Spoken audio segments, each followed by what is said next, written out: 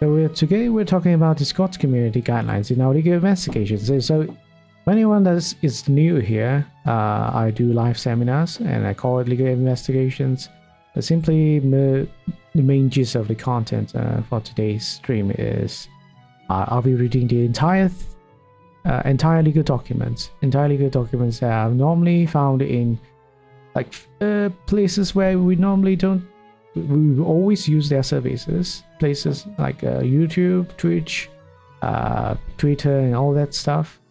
But people never cared, never read about the legal documents they have, which dictates what you can do and can't do in their platforms.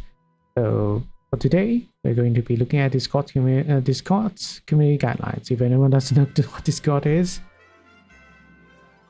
I don't know why.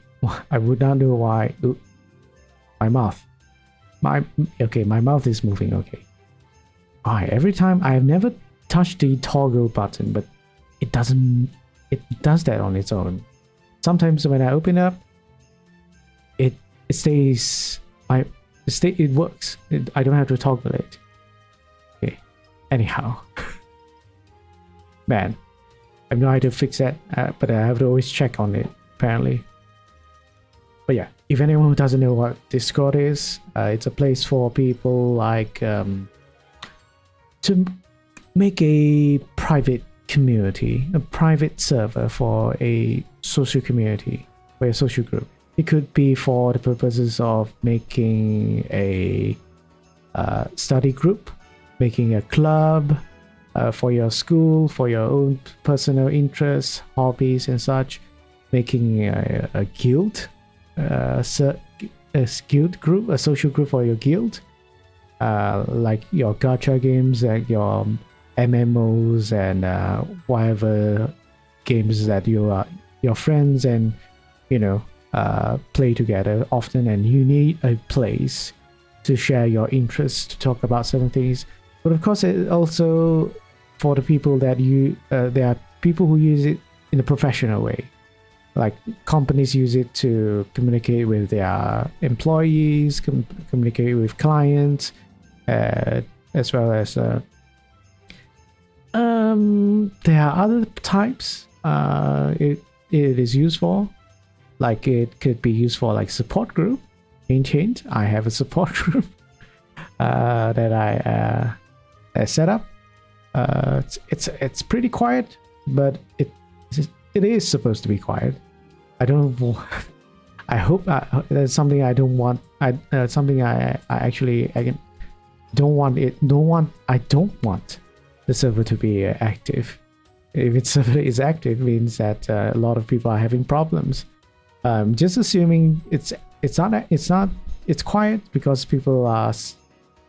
It's sufficient. Just by they have gotten sufficient help just from the guidelines I've put up in the server. All right, but anyways, so yeah, back to this one. So we do all sorts of things. We share all sorts of things on Discord. All right, but even though it's like a closed group, there are still certain things that we need to comply with when we are using it, whether it's a private server or a private or public server, depending on how open you are in getting people in your Discord servers. But also at the same time, it's not just Discord servers. Discord is also used as a way to communicate, message people. It's like a messaging platform as well, right? You don't have to be in a server to connect with other people. You can make friends, directly talk to other people in Discord. So there's that. So anything that you do on Discord has to comply with community guidelines. And what are community guidelines? Simply, they are rules and policies that you have to follow whatever you're doing, right? It involves a lot of things more towards to what you say, what you share, right? So without further ado, I don't think we need much explanation on this one. when you just dive into it and see what's it all about. But from a practical standpoint, all right, from a practical standpoint, you don't have to really be fearful about it, I guess, or be too worried about it in knowing what the community guidelines is, because a lot of times when people are active or creating a Discord server, it's mostly for their personal use and private use only. So unless you are opening it to the public community, then yes, there are certain things you need to follow. Also, hello Soap, TOSTLDR, keep it on page 13, don't be a hardline political person. I meme a lot? Okay. Hi buddy, how's it going? It's good, it's good. It's been some time, Soap. It's been some time. We're looking to community guidelines and see what it's all about. Right. So apparently this CG has been updated since February 25th, 2022. So as always, tell people they have to often, at least annually, like every year, check on these legal documents, right? Because they get updated every year because of changing circumstances, changing social circumstances, or the laws governing the companies, and because of that they have to add in more rules for people to follow, maybe. All right, so yeah, it's a good habit to keep on checking. But of course, sometimes the companies will tell you, right, that their community guidelines have updated or anything like that. So yeah, maybe if they often do it, then yeah, you don't really have to like manually find out if they have updated it or not. Normally they do give you notice, right? At least I know Twitch kind of gave notice, but Twitch kind of gave notice to them updating the community guidelines, but I didn't notice. I only found out by manually checking it again. So there's that. So don't totally rely on other people to check on these important legal documents, all right? So yeah, we're gonna see what is what. So as far as I've quickly read through this, it's not long. It's actually not that long. But we'll see if there's like any extra sections or what for the community guidelines. But yeah, it's short, short and simple, and we're not going to be taking a lot of time compared to other community guidelines. This is like a really simplified version of it. But I'll try to see if there's other things related to the community guidelines that we have to go through, right? Normally the simplest way is to get back to the terms of service to find out what other legal documents we need to look at, right? Anyhow, let's first read up on this. On the first paragraph, we created Discord to be a place where it's easy to communicate genuinely, build relationships, and have fun hanging out. Our community guidelines ensure everyone finds belonging, but not at the expense of anyone else. These guidelines explain what is and isn't allowed on Discord. Everyone on Discord must follow these rules, and they apply to all parts of our platform, including your content, behaviors, servers, and bots. We may consider relevant or off-platform behavior when assessing for violations of specific community guidelines. So yeah, this has just been explaining what this is all about, which I just did explain, which is whatever you can do and can't do on Discord. Also, the music is a bit too happy. Maybe I should just change it to like something else. Let's see. Yeah, I mean, yeah, let's just change it. Change it to this one. Calm and then relaxing. Probably read something serious. Not oh, that doesn't really jive with what I'm doing right now. So yeah, let's see. Our trust and safety team reviews reports by users, moderators, or trusted reports.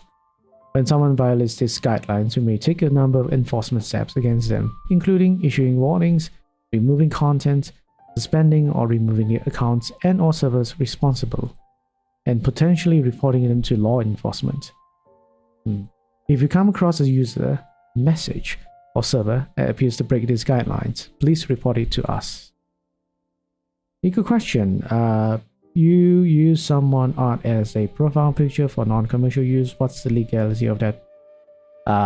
Copyright infringement. Simple as that. Simple as that.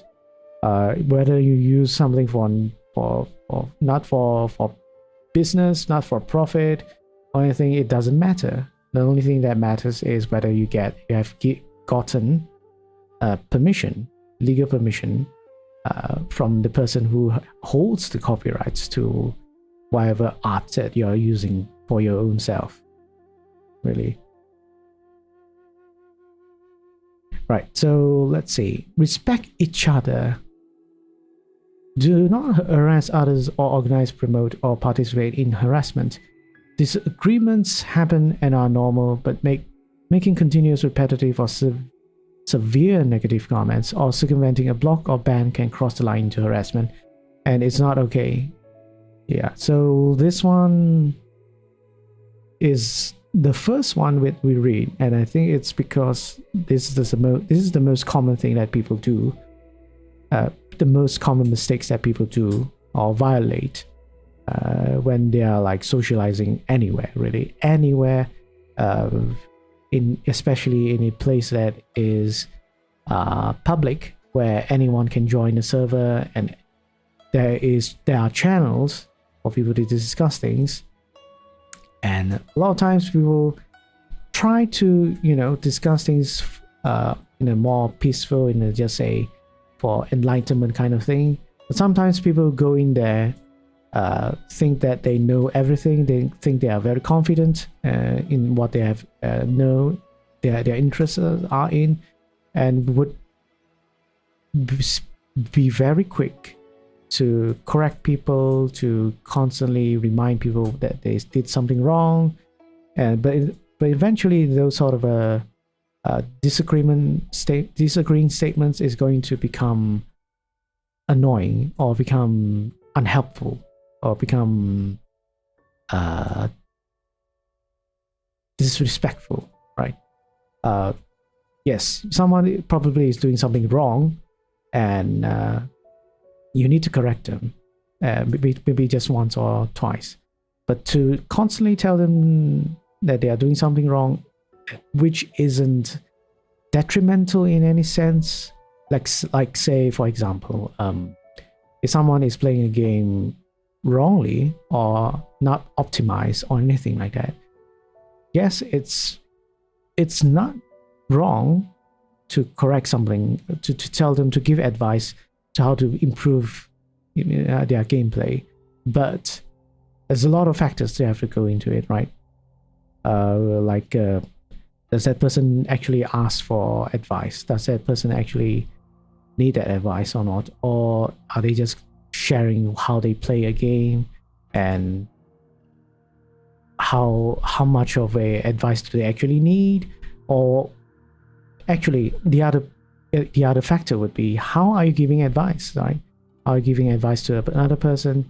Do you sound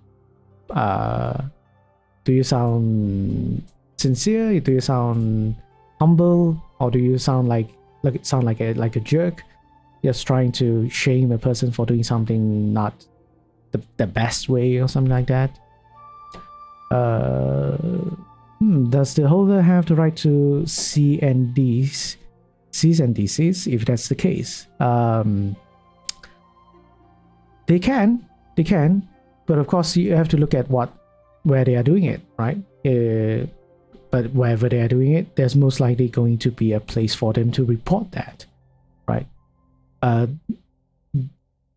There is always going to be a place for them to report that anywhere that you see, any website that you use, any online service that you use that has a way for people to upload things, to share stuff, there is always a report button, and that report button will also include a category for copyright infringement, for copyright claim. So you can actually go to a report page yourself and see how it is done. Normally, like say even on Twitch, right? Like right now, there's a report button in my channel. You can go there and then go to a category. I think it's copyright or something like that. Then it will tell you what to do. But of course, you can't. Not everyone can do a copyright report, a copyright infringement report, because there will be an abuse of the system to just simply let anyone do it. So if you click it, normally for other categories, it will just straight up, yes, it has been reported, and the moderators or administrators will look into the matter. But for copyright systems, copyright claims, they will actually refer you to a form to fill in. So why there is a form instead is because they want you to fill in actual details about your copyright, like real life, your real name, either your real name or your real address, and all the things that you can back up to say that this is your original work and you own the copyright to it. Then only you can submit the claim to do whatever it is for the platform to do, which is simply either copyright strike a person or copyright claim a person, also, or just get them to remove the content, anything within that space. You're going to report me for being too cool? Oh no, I don't think there's an option for that, unfortunately. But yeah, but the term cease and desist, just want to be clear, is I mean, it's more towards if you want to take legal actions yourself, right? You want to take legal actions yourself and you want to stop a person from using your stuff, yes, that would be the proper term.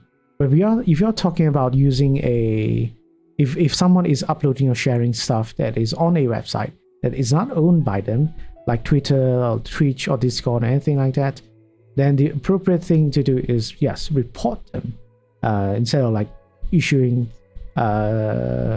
cease and desist or a demand or something like that, which is more towards what a lawyer would be doing. If you hire a lawyer, that would be their job to issue such a formal demand against a person that's been accused of copyright infringement. But anyways, yes, let's move on. So yeah, harassment. The internet is full of trolls, so it's pretty common, and it's the first thing that people always have as a rule is don't be a jerk, don't be an ass, don't just want to go and shame people, insult people, attack people personally and all that stuff. Yeah, nobody likes that. And if a server doesn't have this kind of rule, then it's a really big flag already. It's a really big red flag already for anyone in that server, even for the founders to not have that kind of rule, right? Even though it's implied in the Discord's community guideline that you can't do all these things, but if a server is not explicit, it's not clear that they do not allow these sort of things, it means that they don't really care about rules and not care about community guidelines. And if you get attacked in the server, it's a high possibility that it will happen. Right? So I would say this is like internet safety 101, right? I believe most people have at least like years of experience surfing through the internet, so they would recognize when people are generally having a discussion or just being a troll. But yeah, so let's move on, right? Do not organize, promote, or participate in hate speech or hateful conduct. It's unacceptable to attack a person or a community based on attributes such as their race, ethnicity, caste, national origin, sex, gender identity, gender presentation, sexual orientation, religious affiliation, age, serious illness, disabilities, or other protected classifications. So, pretty simple. You see this all in every other community guidelines, simply because most of the websites or platforms are founded in the United States. So a lot of the laws, federal laws at least, surround hate speech, hateful conduct. Is something that every company has to make sure their platform complies with. They can't be like, no problem with having these sort of things happening on their platform. But yeah, although that said, Twitter is unfortunately in such a situation now, in such a bad place now, because supposedly this sort of hateful conduct and hate speech is not moderated. But then again, it seems that it is still moderated, even though there's a lot less employees in Twitter, Twitter's moderation team. So I'm assuming there's some sort of a system that automatically detects hate speech or hateful conduct. So it's still operational, all right, operational. Still feasible to use Twitter at the moment. It is dying. I don't know how long it's gonna be alive, but for now, yeah. Hopefully until we find a place that most of the community has moved on to it. Right now, it's like splintered to so many different places that I don't want to like confirm and be active in a specific space until I'm certain Twitter is dead. Then yeah, and then I'll make my move. But anyways, for here, Discord servers. Enforcement wise, I'm not sure. I personally I'm in like several Discord servers, like at least a dozen, right? But I am not active in all of them. I'm only like checking a few servers. So I can't say whether Discord does any moderation for anyone. Most of the time, I see the mods of a server themselves take action. There was no need for Discord, the company themselves, to take any action against any single person. Normally, a ban or kick is enough already. Speaking of Twitter, how the heck did Elon Musk buy the site? Like, I know he had the money, but wasn't there other laws that would stop him? As far as my knowledge, my general knowledge around the situation was that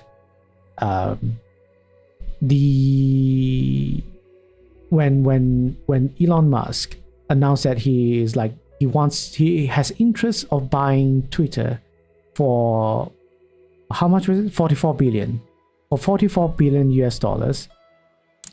It was even though it's just a tweet, right? Even though it's just a tweet, but by just saying this, he's managed to manipulate the stock market or something like that, right? He managed to affect the stock market very drastically, and because of that, Twitter was like not Twitter. The government, I think the US government, had to do things to make sure that he wasn't manipulating the stock market or something, because I think that's illegal. That's a criminal offense. So because Elon Musk doesn't want to be in trouble with the law in such a way, he continued with the negotiations with Twitter in buying it. So basically, he himself trapped himself into buying Twitter, right? Because if he at that point in time, right, at the start of this whole fiasco and stuff, if he said no, but the things has already happened. The stock market has already been affected. So if he didn't, so to speak, follow his promise, then yeah, the government will probably start checking on investigating on Elon Musk on this matter. But of course, the deeper that Elon Musk went into this negotiation, the harder for him to get out of it, because he's like very, from what I understand, from what I remember, he's pretty much, yes, I will buy it, and then at the end he's like, no, I won't buy it.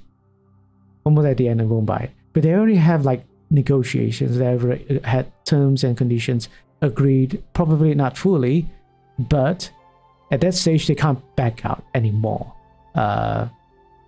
because Twitter had the legal right to force Elon Musk to buy it, and because there's a lot of details here and there, but at the end of the day, Elon Musk couldn't get out of the deal. He had to buy Twitter for 44 billion, and to do so, he had to take lots and lots of loans, lots of mortgages. Oh, I have no idea. So if you're asking about this, for me, towards me, I'm not the right person. I only have a rough idea of what happened. But suffice to say, he couldn't risk the legal suits happening. So in the end, he just spent 44 billion buying Twitter. He bought it when Twitter's stock price at peak. Yeah, I mean, because of what he said, I think. Because of what he said, he wanted to buy Twitter for 44 billion. And stock price increase or whatever it is. Well, the stock exchange for Twitter increase or something. It's at peak before that. Is it? Well, in any case, yeah, not the right person to ask. But for my understanding, it's yeah. For people like that, saying things on Twitter, saying things or anything in public affects a lot of things. These people have measurable amount of power, amount of influence on the entire world. Just saying something simple as like they want to buy Twitter has a lot of consequences to it. Towards it. Bloody heck, man, that's a lot of money. He could have started like 30 different companies with 40 billion. Yes, but he's still rich. Even though he bought that, he used that much money, he's still ridiculously rich, ridiculously, stupidly, crazily rich, right? So that's why he's like, it's nothing to me, right? And the other thing is also because he's like a super insanely narcissistic person. There's nothing wrong. Whatever he does, there's nothing that can be seen as wrong, right? Anyhow, that's Twitter. We'll go back here. Yeah, so we're talking about Discord server. I don't think. I mean, the thing, yeah. As I read through all this, right, at the back of my mind, I'm thinking, does Discord actually moderate the servers? They probably do. They probably have automated systems to make sure like there's not like a terrorist group making a Discord server. they're making sure there's not like a very racist group making a Discord server, or any like extremists making all sorts of social group within their platform. I think that's probably their system is going to heavily focus on. But for all these like small matters like harassment and such, I think most of the time it's self-moderated by the people in the servers. Yeah, basically you got most of it right. It's just that Elon wants to buy Twitter because he wants to make free space available again on Twitter. No, I would say he said all those things because he has always been saying things like that. Just that he's happened to say something that he shouldn't say, which is to buy Twitter, right? He has always advocated free speech, trying to say people should be able to do whatever they want, blah blah blah, all that stuff. And then because Twitter kept on not letting him do all those things, and because of that, he was like, because you don't let me say these things, or don't let me stop a person from doing something, or like let me do anything I want, I'm going to buy Twitter and see how you like that. So basically that's the vibe I'm getting from, because of all the things that ended up right now, is because he was too proud of himself. He's too narcissistic that he thinks that whatever he says has no consequence, and even when there are consequences, he won't admit it, or he won't admit it, or that he can't see that it was a mistake. Really, any decisions that this person make is going to be like, for better or worse, he always sees the brighter side of things. Hey Ray, yes, Sabathon. Also, long time no see. How have you been? I'm gonna give you a shout out.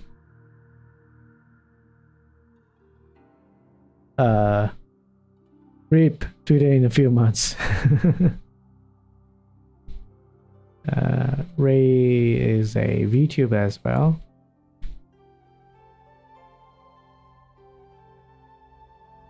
Yeah, so if you're interested, after reading through it, of course, feel free to register. If you want to give a hug to someone, of course, I'll check on if both VTubers, both people want to, consent to it.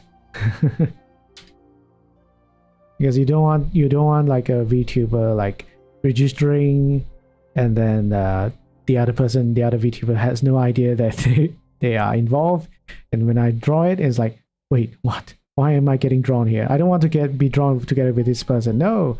And yeah, I'll be in a heap of trouble, he is the richest man in the world. I would be surprised if he didn't have a few loose screws in his head. Yeah, I mean, it's very true actually for a lot of rich people. Essentially they live in a different kind of world.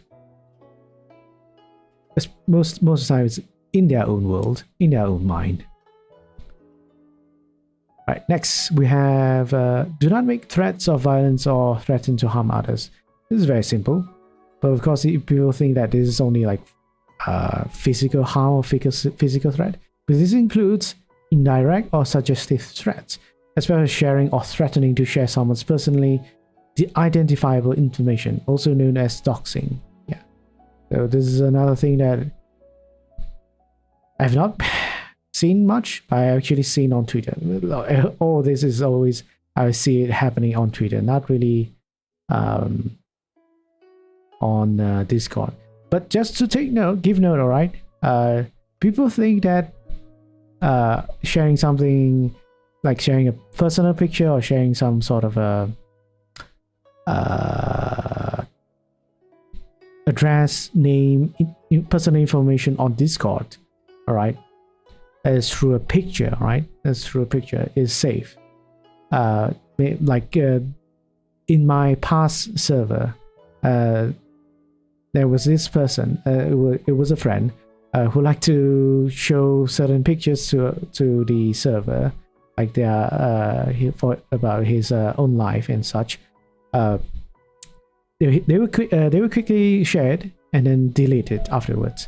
But the thing is, all right, even if you delete it, right, even if you delete in the server, Discord temporarily saves. I believe temporarily. I don't think it's permanent.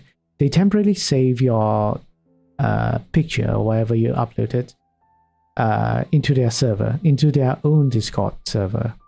So if you share a picture, even for like 10 seconds, and someone is looking at you in real time, sharing that picture, and if they want to save your picture, they can.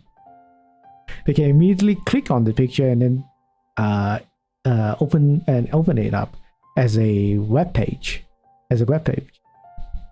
and even if you delete it, they can still open it through that web page and they can save it. So take note of that. If anyone is using Discord and they want to do things like that, as in they don't want to permanently share things on the Discord server, this is not the way, right? There's another way to do it. It's not safe. Okay. Anyhow, let's move on. Do not use Discord for the organization, promotion, or support of violent extremism. Right? Yeah. So this is quite straightforward. This also includes glorifying violent events, the perpetrators of violent acts, or similar behaviors. And I think no one redeemed the first before I got disconnected. I think. But yeah, congrats Isaac for being the quote-unquote first.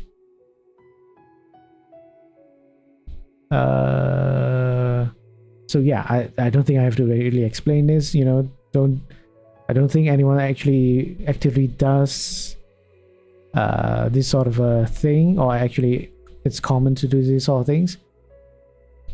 But then again, yeah, Discord servers are a pretty secluded thing.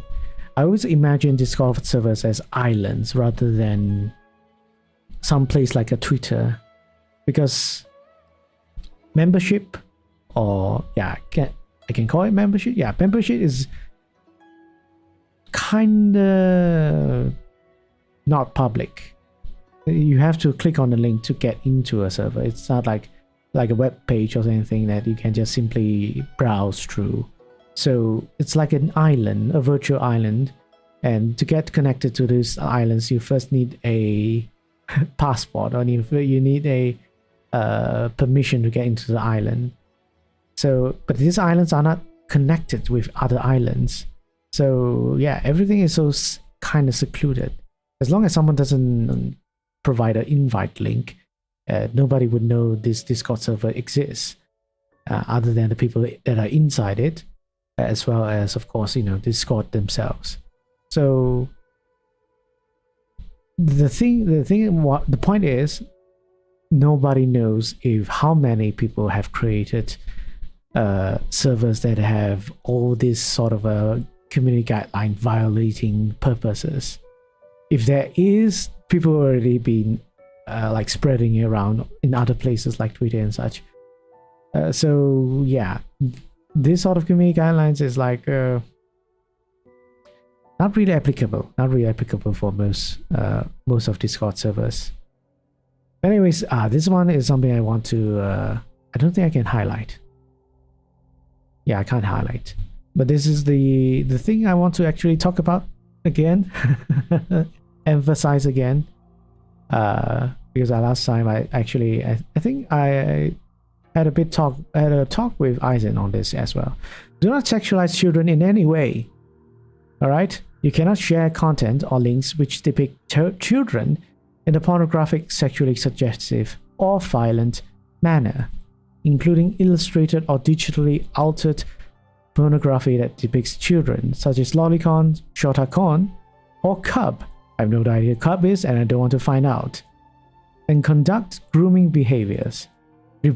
We report illegal content and grooming to the National Center for Missing and Exploited Children. So yeah, I actually talked about this last week, where there was this controversial thing happening on Twitter within the VTuber community, where where there's a part of the VTuber community and unfortunately, I'm not sure who is against and who is not in support of it. Cub, isn't that Young Lion or something? Yeah, it refers to some. It should refer to that, right? But since they are like they are putting examples together with Lolicon and Shotakon, I don't think it means Cub in its most basic sense. And I don't want to find out. I don't want to see examples of it as well. So yeah, at least on Twitter, the Twitter space, there's this part of a VTuber community that is very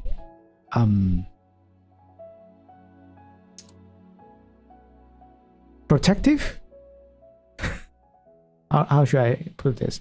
Protective of their interests. All right, let's just put it that way. They're very protective of their interests, and which their interest involves things of the anime kind, which involves a lot of characters that are depicted in a way that is they are childlike. So, but specifically, the controversial issue was there was this VTuber who posted up a tweet advertising or like requesting any and all VTubers that had a lolly design, lolly aesthetics to their character model to be put in a stream content that is titled Smash or Pass. So I don't think I need to really explain too much on what is a Smash or Pass content, but basically it means you get a bunch of things, you put everything in a list of things, and then you swipe the pictures, and then depending on whether you let's just put it quite simply, whether you are sexually attracted to it or not. If you are, then you would quote unquote smash it. If you are not sexually attracted to it, then you will pass. So I don't have to tell you why this caused a lot of controversy, all right? Simply because lolly characters are essentially childlike characters. Whether or not the person behind the lolly characters are adult or not adult, so there's another thing again.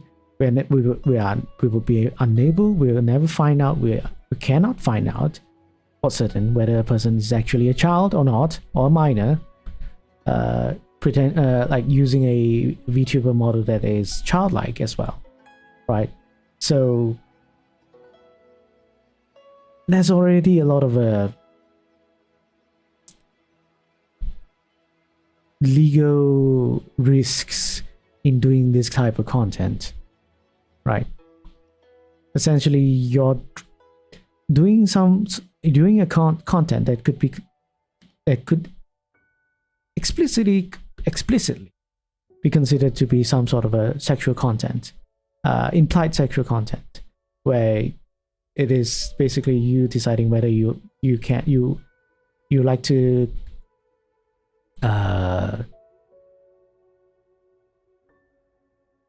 man, how do I put this professionally or like maturely seriously, is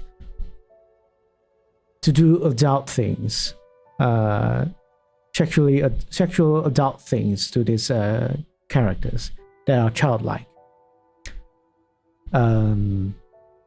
So yeah, I don't want to explain too much about it, but the gist of it is apparently a big part of a VTuber community, hopefully not too big, all right, is in support of this of the initiative for what this VTuber is trying to do, right? And a lot of the lolly VTubers, the lolly VTubers, do not seem to find it wrong to do, and a lot of them are participating in this Smash or Pass stream, right? But yeah, it's drawn a lot of attention to it last 2 weeks ago, and people are divided on it. Divided on it. I've tried researching on it, seeing why people are so adamant that they are not actually promoting child pornography or anything like that, or child sexual exploitation from this type of content. So my end research on that really was that people are trying very, very hard to differentiate lolly or shota content as not child pornography, or at least the ones that like the lolly, the content that involves lolly or shota sexual content, have sexual content in it, right? They're arguing that it is not child pornography, which is amazing in the sense that there are actual scholars, there are actual professors, experts on this sort of a field trying to say, yeah, they have a point. And I'm like,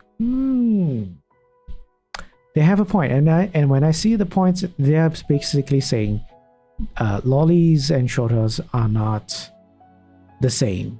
They are not depictions of children. I'm like, they are not depictions of children. And okay, so that's the main point. And the further explanation is that these sort of characters do not originate from children. They originate from the individual's personal desire for something innocent, pure, or joyful, or all those kind of whatever abstract descriptions of trying to of them putting into what a lolly or shota is. They are not depiction of children, but looks like children. Exactly. So they put on the experts. All right, I'm not so certain what their qualifications are, but the experts do explain that this part of the community, their main justification is that they are not pedophiles. They do not show any attraction to actual children, real children, and they only show attraction to this fictional depiction of characters that are childlike only, and would cause no harm to society at all, because this part of the community wouldn't does not increase or does not affect the crime rate in terms of anyone committing any criminal offense related to actual children, right? So I was like, this is all I read. This is whatever I read on Wikipedia. They have cited studies even, so there might be truth to it. Might be some accuracy to it, but I don't take things as absolute, right? Even if there are studies and such, I don't take things as absolutely, as in there's zero chance, or like there's absolutely zero chance that this doesn't spill over towards this does not actually include pedophiles within the community that actually likes this sort of content, sexual content involving lollies and shotas. Can anyone within the community be so certain, be so very sure, confident that this doesn't encourage pedophilia, right? Or encourage actual children pornography, right? That's one thing I'm looking at this matter, as in why it would be not good to encourage this, or to be open about being okay with this, being accepting of this sort of content, right? But in Japan, I guess there's little crimes on that. Yeah, probably.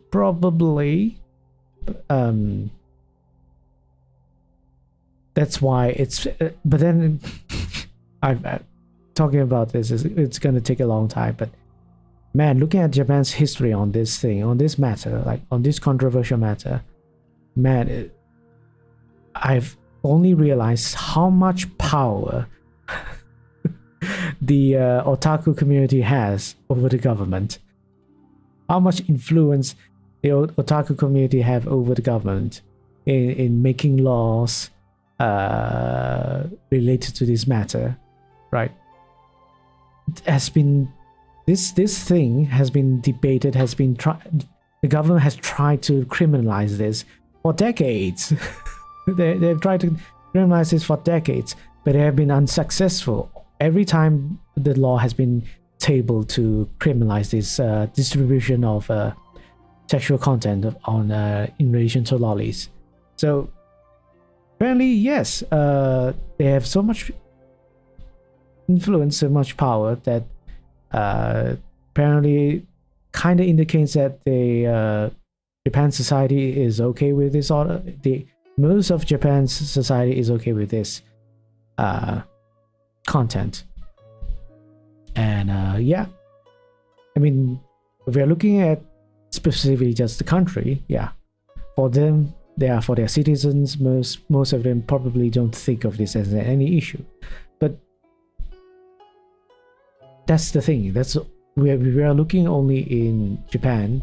Probably not the problem, but the world is not just Japan. The world is the entire Earth, the entire global population, and each country has different cultures, different traditions, different perspectives in life and such. So we can't be certain when this sort of content, when it's shared to other types of communities, it's going to be fine. It's going to be fine, right? Studies, unless there's a study to show that the entire global community has no problem with it, or there's no actual negative impact on the entire global community, then I will consider whether this is all right or not. But at the moment, I'm totally against it. I'm totally against it, right? I also made the argument that yes, they are childlike, but where do you draw the line when whether a character is a lolly or when a character is actually a child, right? Can you say any actual children depicted in any anime or a manga or whatever are not children, or are children, or are lollies only? Because there seems to be a mixture of it, right? Lollies can be 1,000 years old. Lollies can actually be children. Lollies can be actually be adults but turning to children for some reason, for whatever reason you give it. So where do we draw the line, right?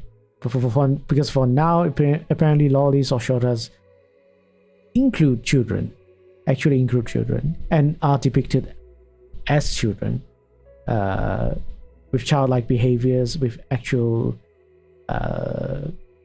parents, actual adults treat them like children, right?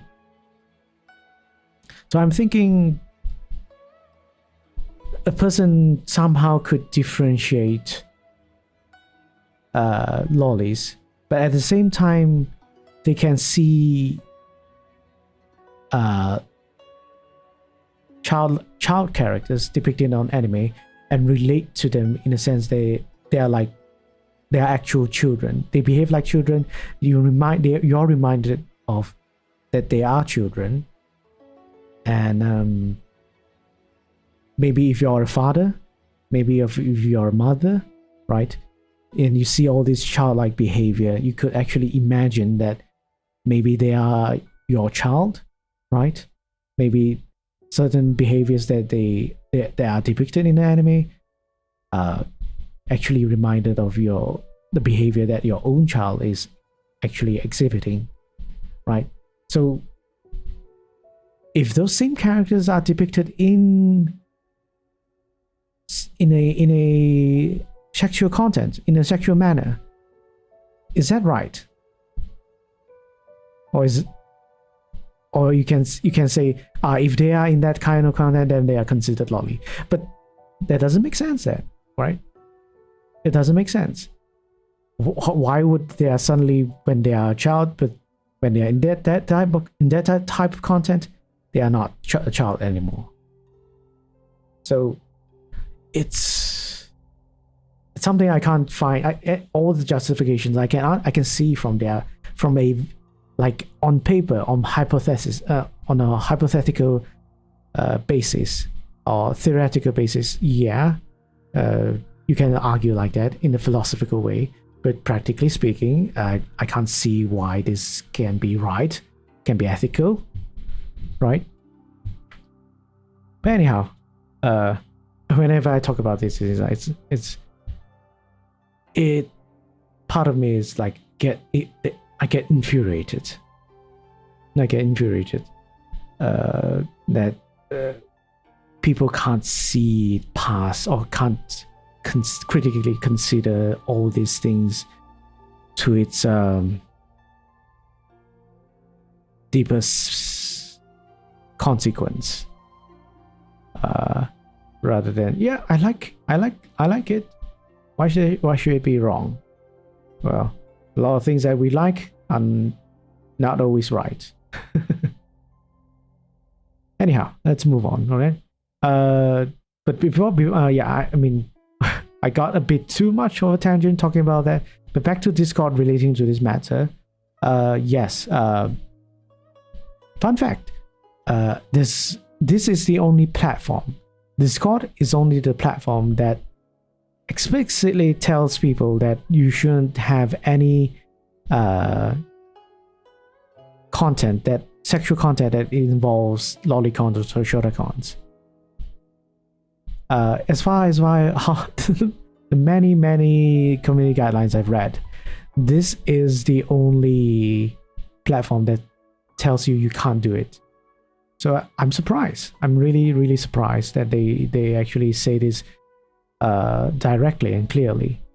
The other platforms, right? The other community guidelines that I've seen, they say something about child exploitation and such, but they never mention specifically fictional or digital depictions of this sort of this stuff.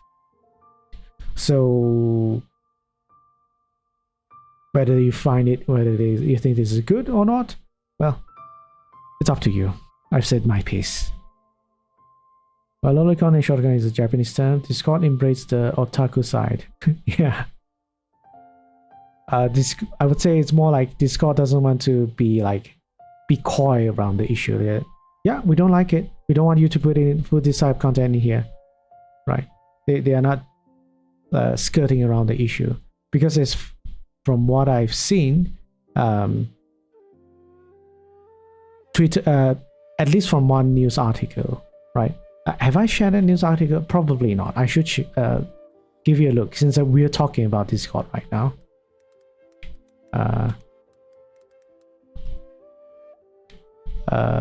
Yeah, I think I only mentioned that.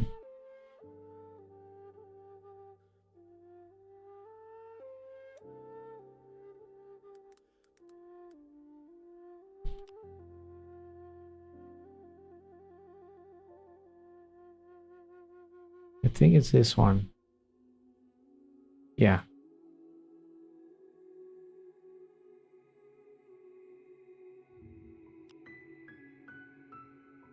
I'm gonna share this news article from about 4 years ago.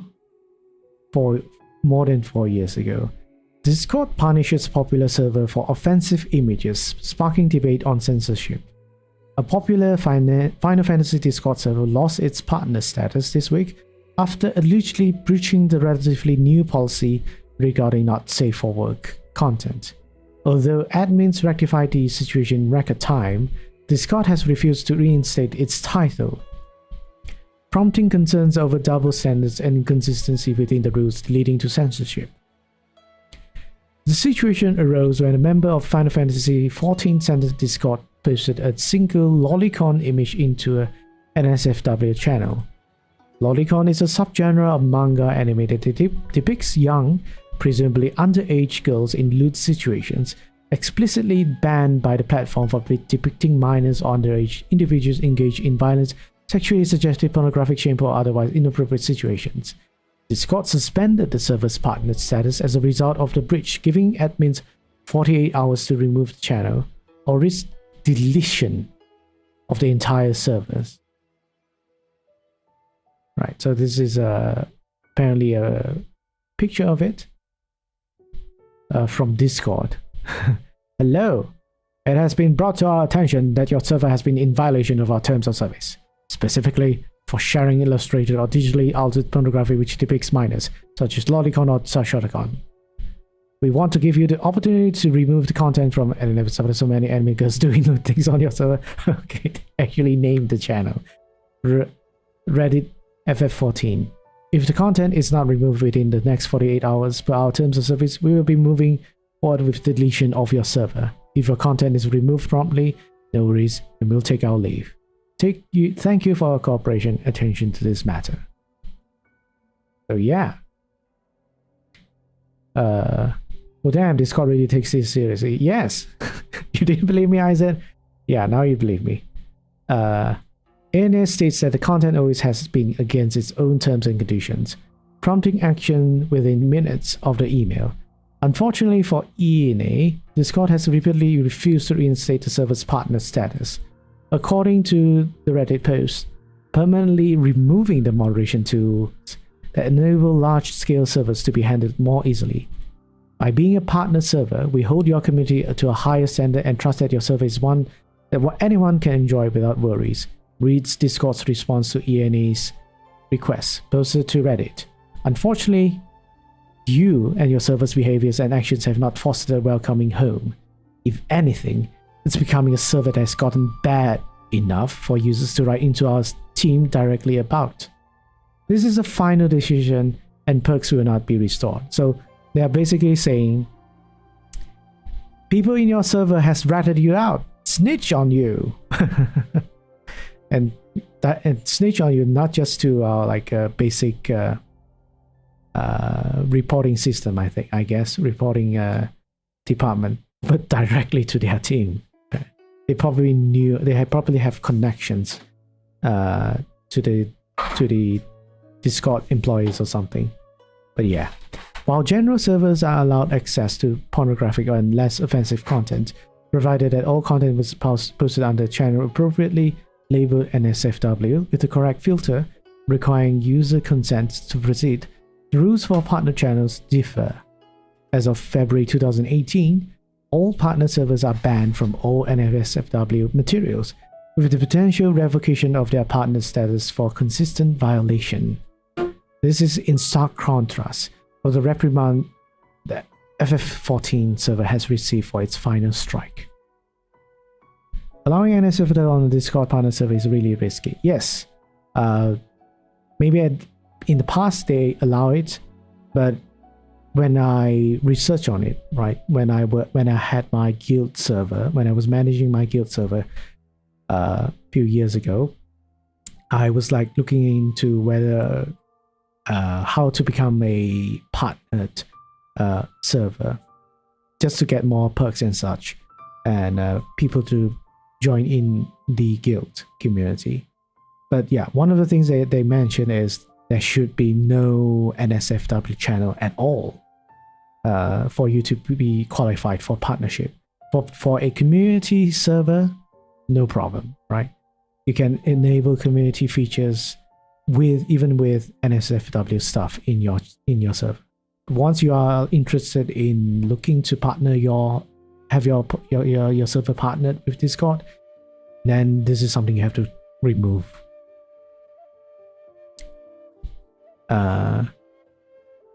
Discord claims that the secondary reason for the harsh punishment is that it's supposedly received complaints about the server's behaviors and actions not fostering a welcoming home. This is due to 4,869 uses of particular offensive words.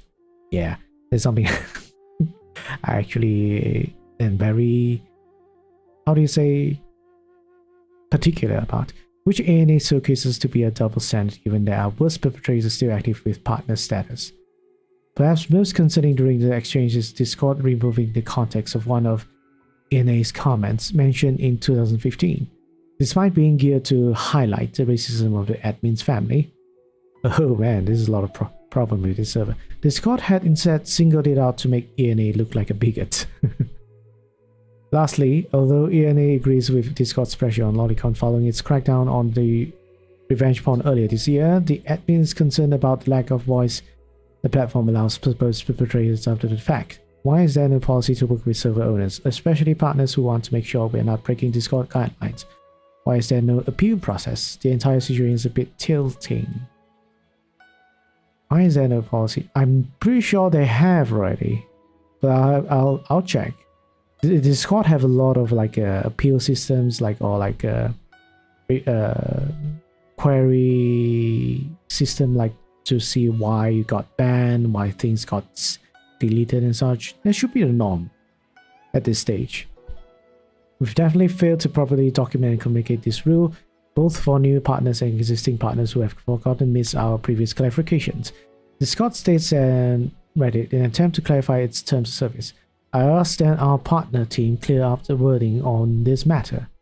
Namely, you can have a NSFW marked channel for things like spoilers, but they cannot obtain explicit or adult content, and that we can document this rule in a few places to make sure folks don't miss it and find the information when they search. Despite their disagreements on how the F40 server is being treated, ENA has since expressed regret at how the situation was handled. The content in question under no circumstances was allowed on our servers. I hope that people understand we take a very hard stand against this. Apparently we missed something. We're very sorry about it. Okay, they're trying to damage control. Right, so yeah.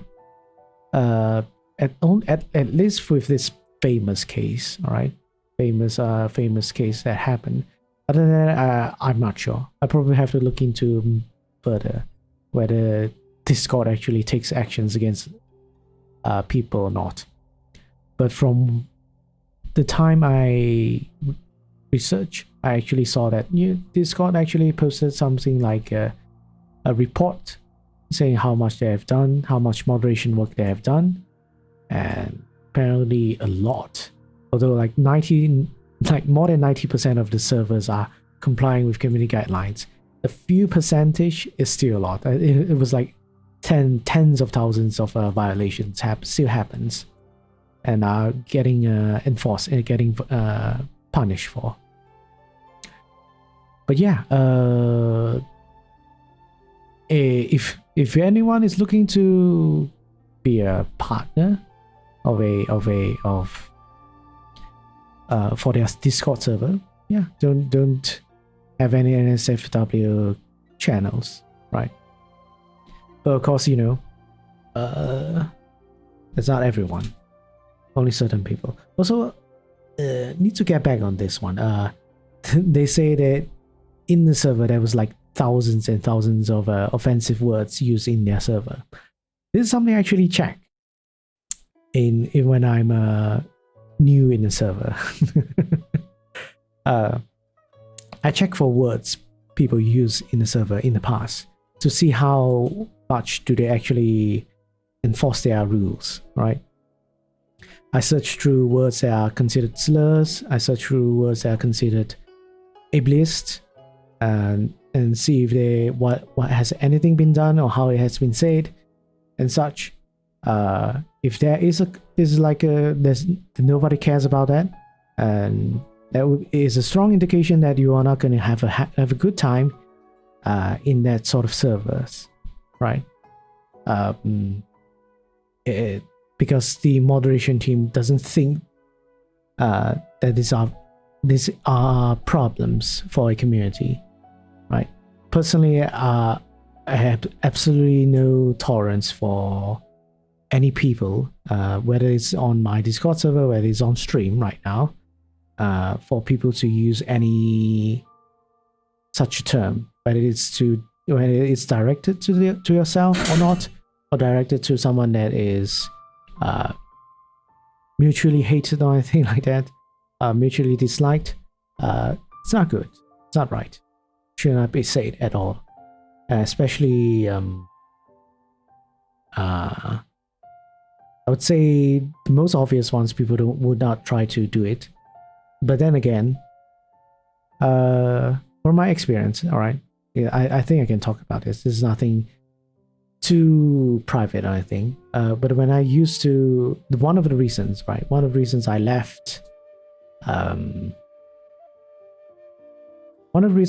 the server, my guild server, was that a lot of people in my guild was not really concerned with how they say certain things, what words they use. So I was very particular with people using the R word. Right. If people do not know what I'm talking about, you can Google it, right? Just type R word and you'll find out what it is. But yeah, it seems that a lot of people on the internet, or people who are not familiar with or not part of the R word, yeah, it's used to describe. I can tell you this is used to describe people who have mental disabilities, right? From that, you probably know what it is, what I mean, what I meant. But yeah, but back to the thing I'm trying to say is, I believe a lot of people are not conscious or considerate about mental health, mental disorders, mental illnesses, or mental disabilities. So they are not careful with how they describe certain things, or try to express certain things. And the easiest way and apparently, well, I guess nobody has corrected them, of course. Again, the internet is nobody has taught us how to use the internet. Nobody has taught us how to say things on the internet. Renegade? No, very far from it. I know you're just joking, Isaac. But nobody has told us how to use the internet. Nobody has told us what to write, how to be a proper person, how to avoid doing all these things. Just to, just be a decent person. So I get this reason, this excuse that that other people are saying it. Nobody has any problem. Nobody was offended. Why are you getting offended? So that is a very, what's the word? Opposite of empathetic? Yeah. You have a person that says something like that, has absolutely no idea, or has very little concern with how words actually affect people, right? Probably on one stance, people are very critical, or very aware that you shouldn't cyberbully people, all right? You shouldn't do any sort of this sort of a cyberbullying people to anyone, which has been proven to cause people to, self-terminate. And but the thing is, they don't apply to everything. They probably just see it as some in certain extreme circumstances, right? Like depending on what the things were said, like whether maybe they would think like saying threats or saying threats of violence or incitement of violence is considered cyberbullying, or like constant harassment is considered cyberbullying. But being ignorant and then trying to provoke a person just because you think the things you said is not wrong is also a type of cyberbullying. It's a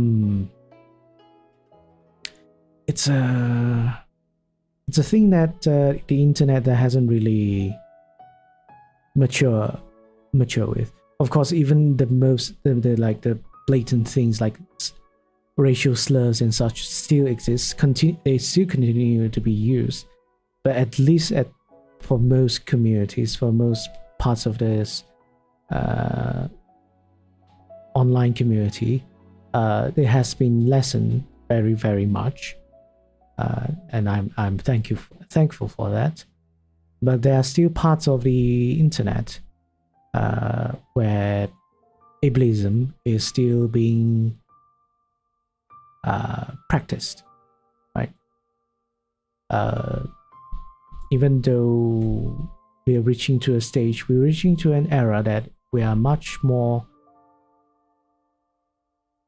socially aware. We are much more aware of different types of mental disabilities or illnesses. But some people, maybe it's their upbringing, maybe it's the friends they have, maybe their family or the society around them, still have not educate people on this. While I'm saying this, I'm thinking for myself as well. I mean, how I can see why people are like that. It's because most of these things are not taught in school. I think it has never been taught in school, never been taught in college, never been taught in university. Especially not from your friends or not from your family, they would not be so. They won't be very knowledgeable on these things as well. Right? Whether a person is suffering from depression, or whether they are suffering from some sort of ADHD or OCD or bipolar, or all these are different illnesses or disabilities. It's all of this knowledge comes from the internet. Ironically speaking, for me, I learned all these things from the internet. Search through it, educate myself better on these things, because one thing is I'm curious. The other thing is I'm interested in all these sort of information, medical information, right? If nothing, it helps me understand other people better. So it's very dark, which I assume it's going to be raining soon, and it's probably affecting my tracking. So I'm going to open it. I turn on the light.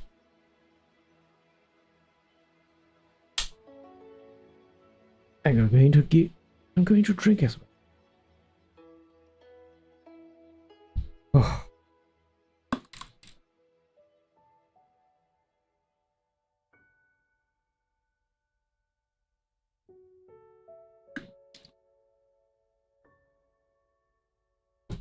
So back to the story of my reason for leaving Discord server. I wasn't angry. Much more being frustrated, right? Frustrated and being disappointed in people not trying to be more caring of, more careful or more caring of the words they use. And no matter, yeah, it hits hard for me because they were good friends, right? Even though I've never seen them, I think they were good friends. We talk about a lot of different things, share a lot of personal stuff as well. But there are just some things that I can't really tolerate. Some things I can't tolerate, and I did my best to try and explain why these things are not right to do, not right to say. But yeah, I mean, people have their own beliefs, people have their own principles, and a lot of times I would see the reason being freedom of speech. It always comes back to this, right? It always comes back to this, where the reason is freedom of speech, where people would rather want to be free to however they want to express themselves, while disregarding whether it affects other people or not. So that's why I'm really against freedom of expression or freedom of speech as a primary way of life, or primary way of approaching with life in anything. Like I'm very much of in the stance that rather than freedom of speech, I would encourage people to have responsibility of speech, right? Being responsible of what you say and do should be the primary consideration. Should be the primary consideration, right? Not just think about what you want to say and what you want to do, and that should be it. I mean, yeah. But of course, it's not a simple matter, right? Why there are so many people who think like that, and so many that don't. A lot of factors go into it. A lot of different reasons go into it. Maybe in your entire life you have not been able to say the things that you want to say or do the things that you want to do, and but through the internet, through this sort of online social platforms, was the only way for you to say things that you want to say, that is in your mind. And I guess I understand, right? But it doesn't mean it's right, right? It doesn't mean it's right. For me, it's my it's more of a, I would say I come from the same past, right? When I was younger, I always used to advocate, or I used to think that being right, correcting people, being right is the way we should be, and being free to correct people, or being free to say things that are right factually, like the truth and all that. Yes, I was that kind of person. It didn't matter who I was talking to, or whether I was talking to a wall, i.e. tweeting about it or Facebook posting about it. I would say it because I always thought that it was my right. I had the right to express myself in any way I can, anywhere I can. I just simply say whatever I wanted, and whether it was in relation to a friend, whether in relation to a family, or relation to a certain subject or political or religious view. I always have a opinion behind it. I always have a view that I had to say to people. But I found out the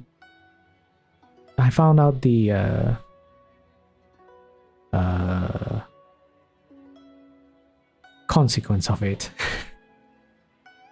for many reasons. One being nobody likes it. Nobody likes a smart ass, right? Nobody likes a smart ass, especially a smart ass that is not needed. No one has asked for. How should I say it? How can I tell this story though? I would say that this would be the time I kind of changed my way of life in a sense. But I don't think even if I say it now, I don't think people would really know. Yeah, this is very, very personal. But I've said here and there, but vaguely. But I did. If we were being specific, we want details of what I actually say. I probably can't tell. It was probably the time I did answer and change for the better. Yeah. Oh, maybe. Am I better? I don't know. Maybe I'm just being more cautious. Maybe being careful. But yeah, it was during the time when K-pop, right? Yeah, during that time there was a the what was it called? Hallyu wave, but whatever the term is, it the majority of Asian countries, right? Asian countries, communities are very crazy, very enthusiastic, very in love with everything that is related to the K-pop K-pop culture. Yeah, K-pop culture, where there was a lot of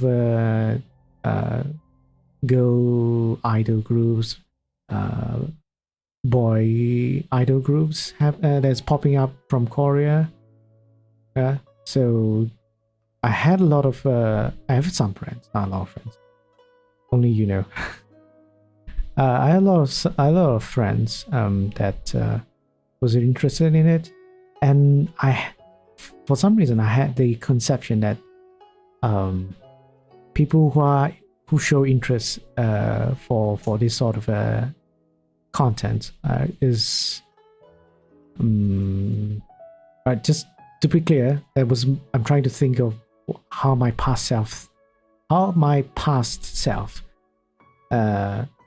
I've thought about it, and I think I viewed these people who are like really a fan of K-pop as more of a cultish or fanatic mindset, where they would spend thousands and thousands of their money, whatever their savings, just to either get to watch their concert, to buy their merchandise, to go to some sort of overseas countries to find them, or if they wherever they are, if they were nearby, they would be like like really knowledgeable in their here and there location, as well as their personal life, all that stuff. All right, but simple me with VTubers. I guess you can say like it's something like that, right? But yeah, you know, as I say all this, these are my opinion at that time, right? Doesn't reflect who am I now. I don't think anyone has whether they like a celebrity or like a group of people, musicians or anything, an idol group or anything. It doesn't matter to me. I just see it as someone having a hobby, an interest, and whatever they spend is their money, is their life, and doesn't affect me. It's not wrong, right? Whether it's detrimental or not, it's their own life.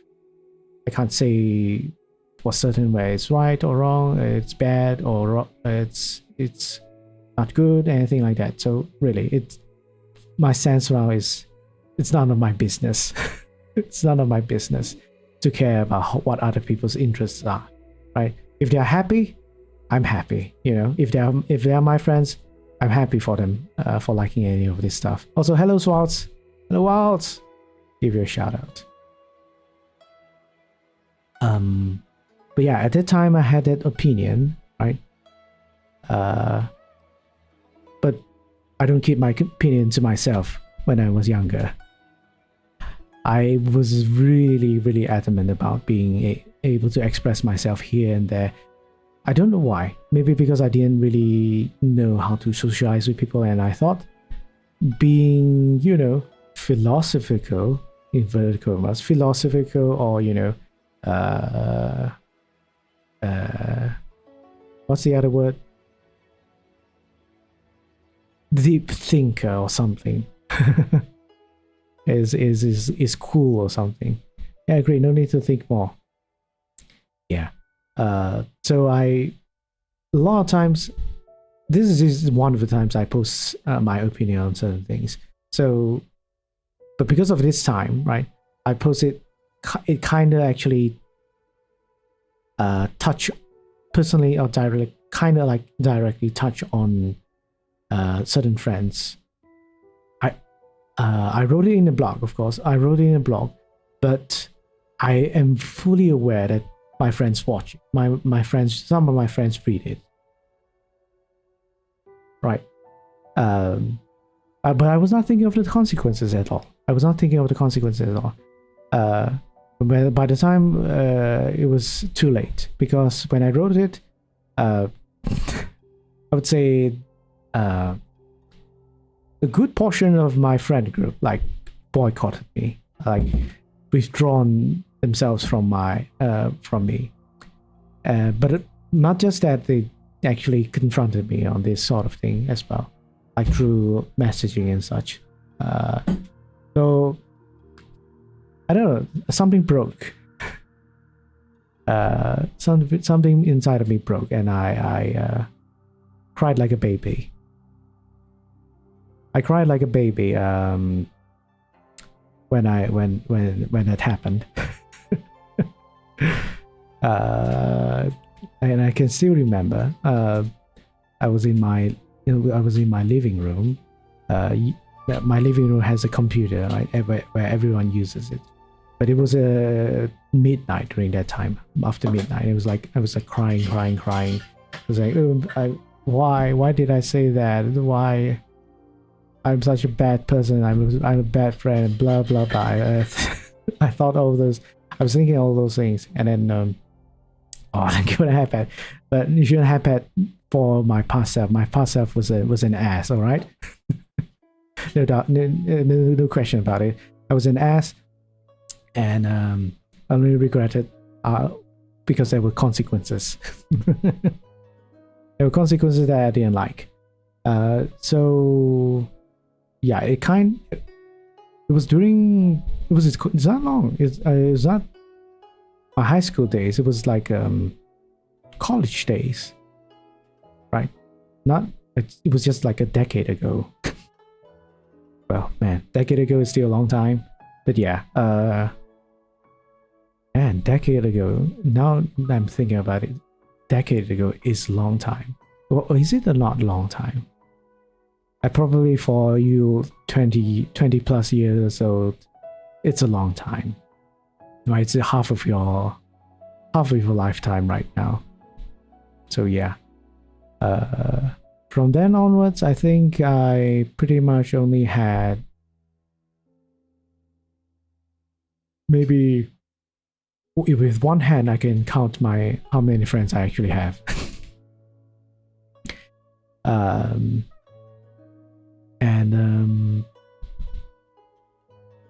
I don't know. That's one of the things in my life I've regretted the most. And one of the first beginning moments that I think that, maybe freedom of speech isn't freedom of free from consequence, right? Freedom of speech is not free from consequence. So there's one of the few times I started to, think if I should say things or not. But of course, I was still blogging afterwards. But the things that I say or do in the internet was more towards being depressing.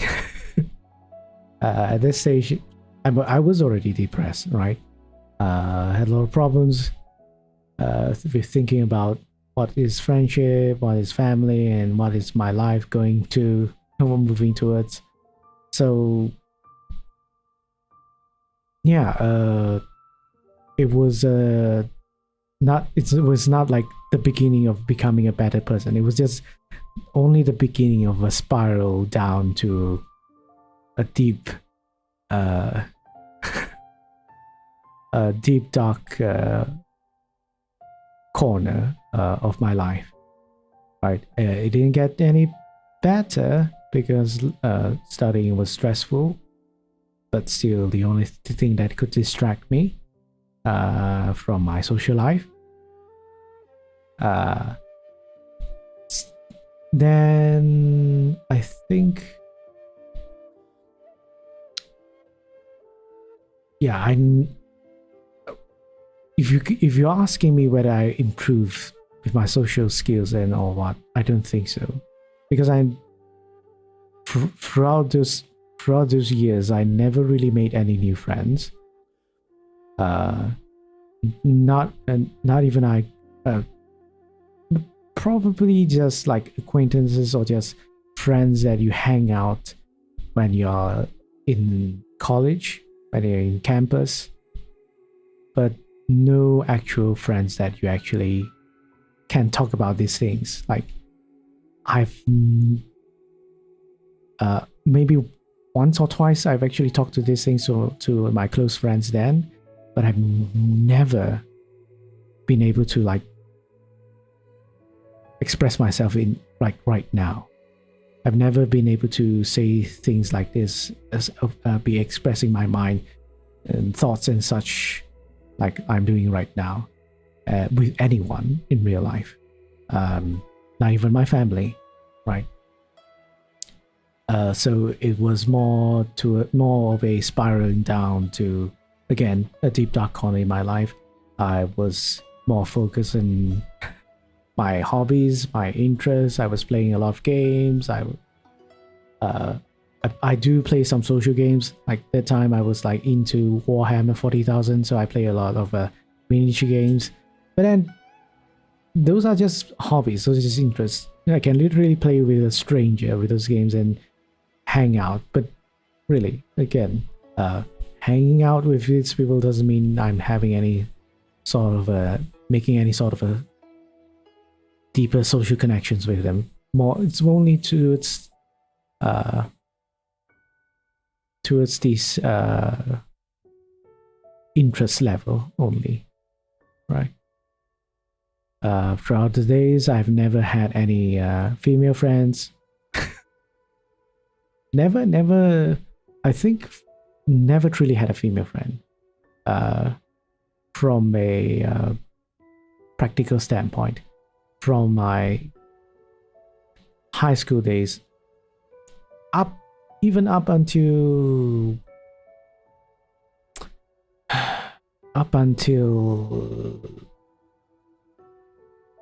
I started working. Until I started actually working, like doing internship, chambering, as they call it for lawyers. When you intern, it's called chambering. Never had a friend, never had a female friend.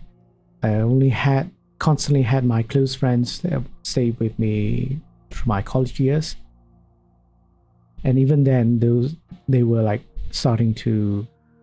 we were starting to drift apart,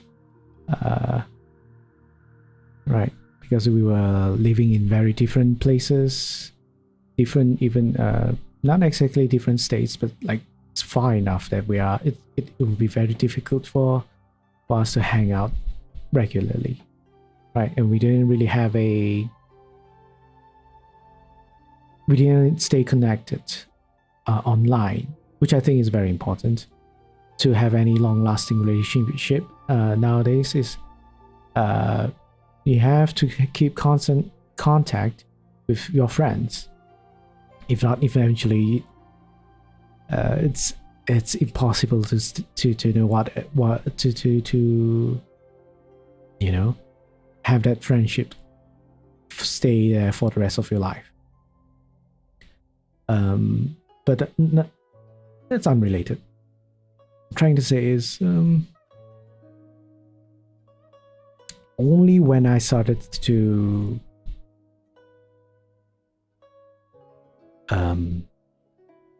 look for a relationship, it's only when I started to want to date someone that I was thinking of what I was trying to improve my social skills. And imagine that, right? Imagine my social skills was non-existent throughout my student life, and I'm only starting to have some social skills when I'm working. I've never worked in my life as well, so internship for me was like interesting. Was like a literally me. I was like a baby being brought into the adult world and learning things for the first time, how to speak to people and work with people and cooperate with people. Man, embarrassing, right? But anyways, so yeah, that was the only time I started to really brush up on my social skills. I started to think of how I should be communicating with people, how honest I should be, how expressive I should be in terms of talking about my feelings, emotions, my thoughts and such on a deeper level, on a more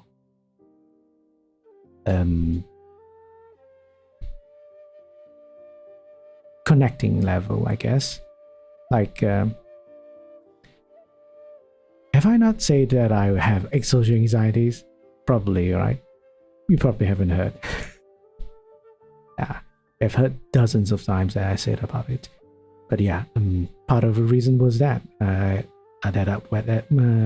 I don't have any friends was because I have social anxieties, and the only time I forced myself and the only way I could like get any sort of a chance to find a relationship was on online dating. But oh boy, my online dating journey. Years of. Should I continue this story? You know what? I'll leave this story for another time. It's good. Long story short, that's the time when I started to be empathetic and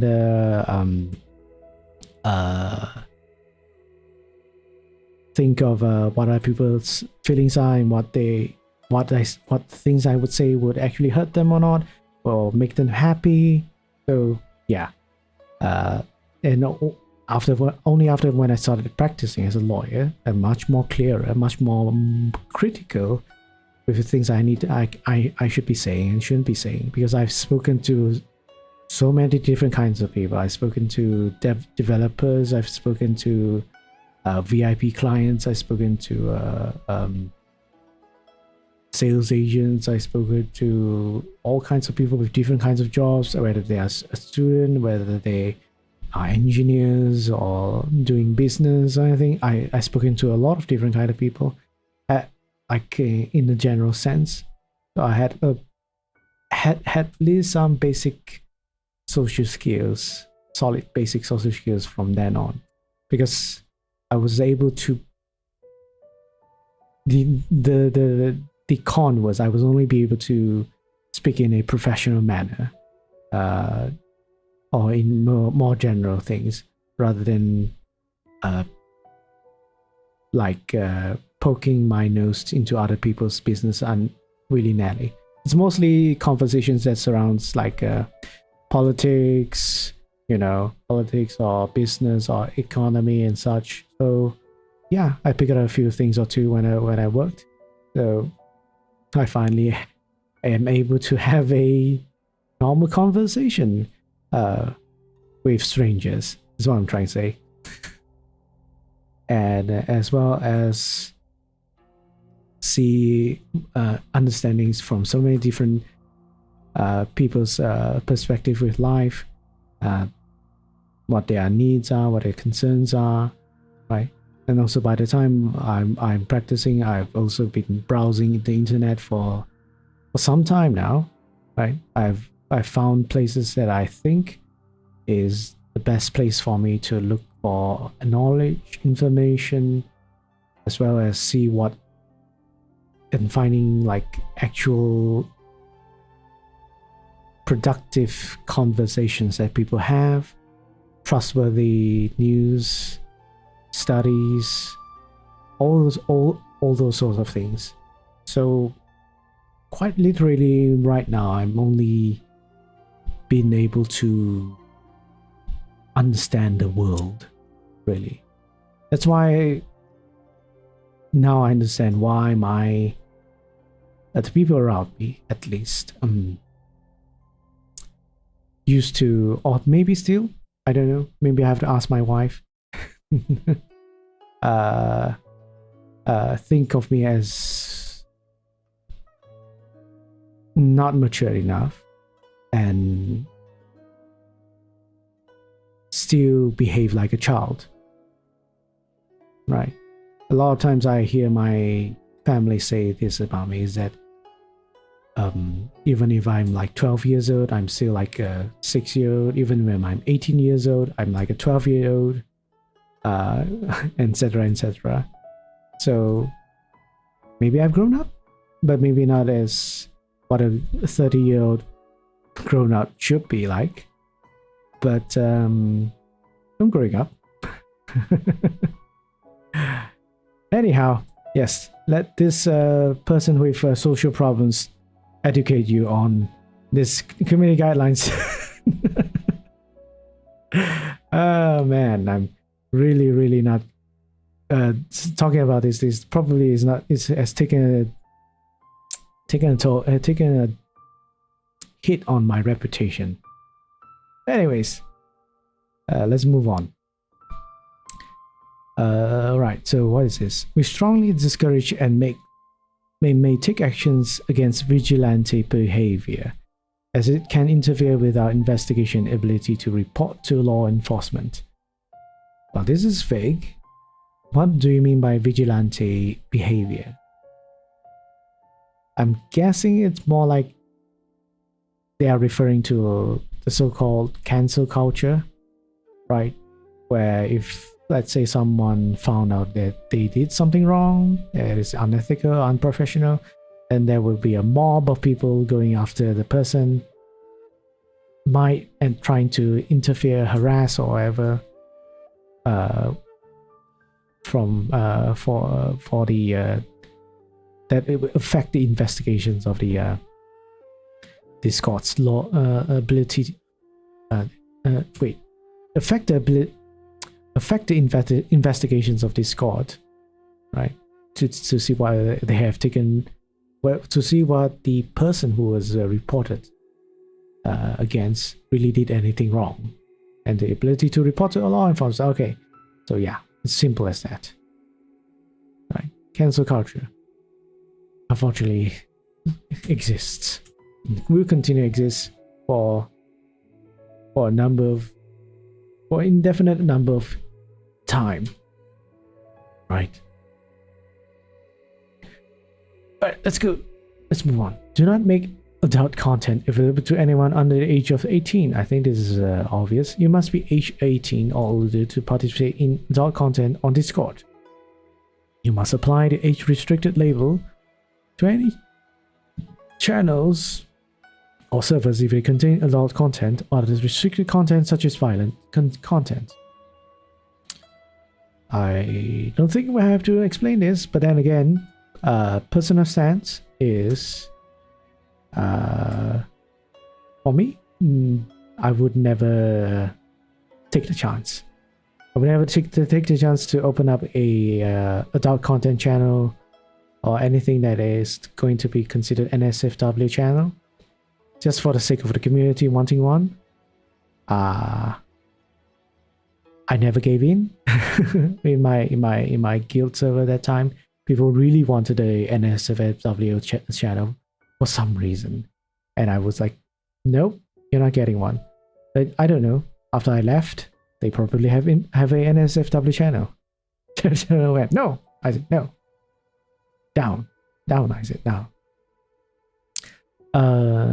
So yeah, I would not take the risk because I would never know if someone is actually a minor or not. But then again, actually there were people that this claim, but they say they were like under 18. So, you know, I don't want to be responsible for that.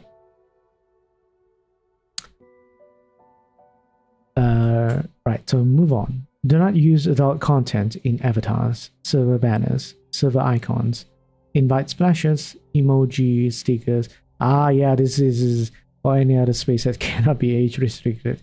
Why? Well, suddenly my brain has been triggered. Well, fun story. Well, not really fun story. All these things, right? All these Discord things that Discord community guidelines are talking about, I've actually encountered one way or another. One way or another. So they talk about this avatar, server banners, blah blah blah, having adult content, right? I actually had a guild member who, for some reason, liked to violate these sort of things. Jake and his sus Discord histories. Yeah. If I didn't have these sus histories, I would, you know, I wouldn't know how to make a server. I wouldn't know how to manage a server. I wouldn't know how to help people moderate a server.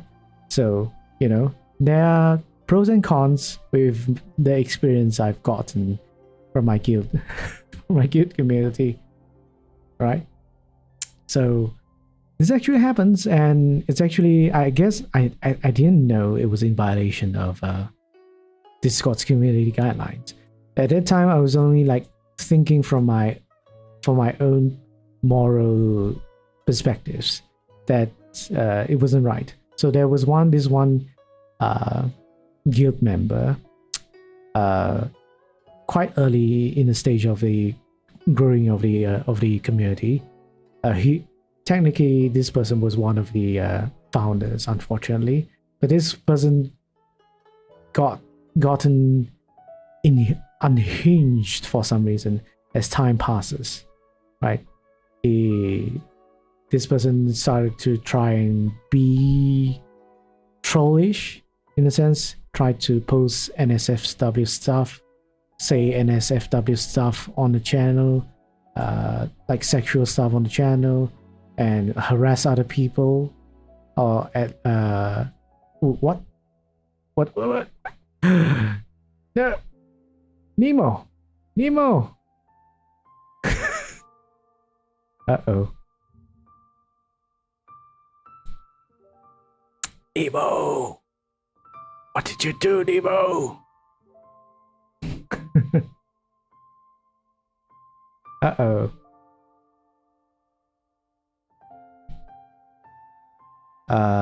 Okay, Shimo is not on now. Let me just, you know, do this. Nemo, what's this? It's a very, very powerful tool, which, you know, you shouldn't just simply click on it, okay? Don't just simply click on it. It's a like right now you're seeing this, right? It's basically a new feature. I will talk about this. Well, I'll talk about it now since we triggered it. This is something which both myself and the mods can do. All right.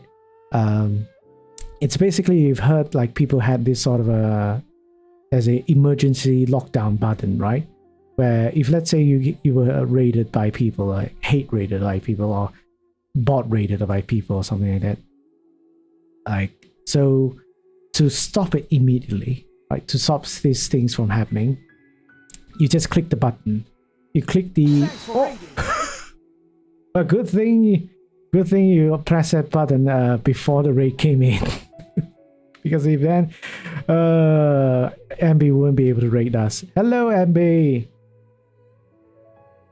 welcome, thank you for the raid. Oh, thank you for the shout out, Isaac. It was I think this is the first time people have shout out for me. I always done it myself. Also hello Cinnabon. Wow, hello, welcome. Hope your Batman Asylum was good. Also, what were you playing, MB? You're playing, oh yeah, you're playing Wind Waker. Yeah. It's a habit. I see. So yeah, if anyone doesn't know, well, I should introduce myself. Hello, this is Jake Light, Gaming Lawyer to Service. A real life lawyer as well. So if you have any legal questions you want to ask, feel free to do so. I'm right now actually talking about the community guidelines for Discord server, for Discord, right? If you are using Discord in any way possible as a messaging platform or a way for you to communicate with your community, this is the things that you need to look out to, all right? But yes, I'm talking about that. But at the moment, because one of my mod, also friend Nemo, accidentally triggered the shield mode. I think all of you probably don't know this or just recently know about this because it just, I think yesterday night or just several hours ago, it got implemented, right? So basically shield mode is where you can do an emergency lockdown on your chat, right? Anyone that, if let's say you get a hate raid, you get some sort of a spam or harassment from someone, from a community or something like that, that is the button you should push immediately. And once you push that button immediately, all the latest chat messages will be deleted. No one will be able to chat. Then depending on the mode, right now, as you're seeing, okay, this page here, well, depending on the settings you've made, we'll see that who can message, who cannot message. Right now it's no one. If let's say the shoot mode is on, no first time chatters can chat, only emotes chats only, and then only subs can chat. Yeah, very handy, right? I would say it's much more handier because mods are allowed to do it. But then again, Nemo, not trying to pin this on you, not trying to blame you. I know it was a mistake. But yeah, it could be abuse. It could be abuse, or you know,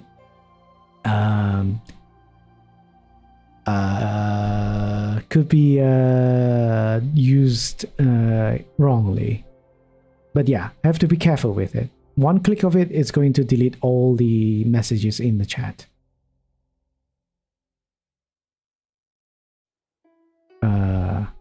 I actually added that earlier tonight. Yeah, it's not.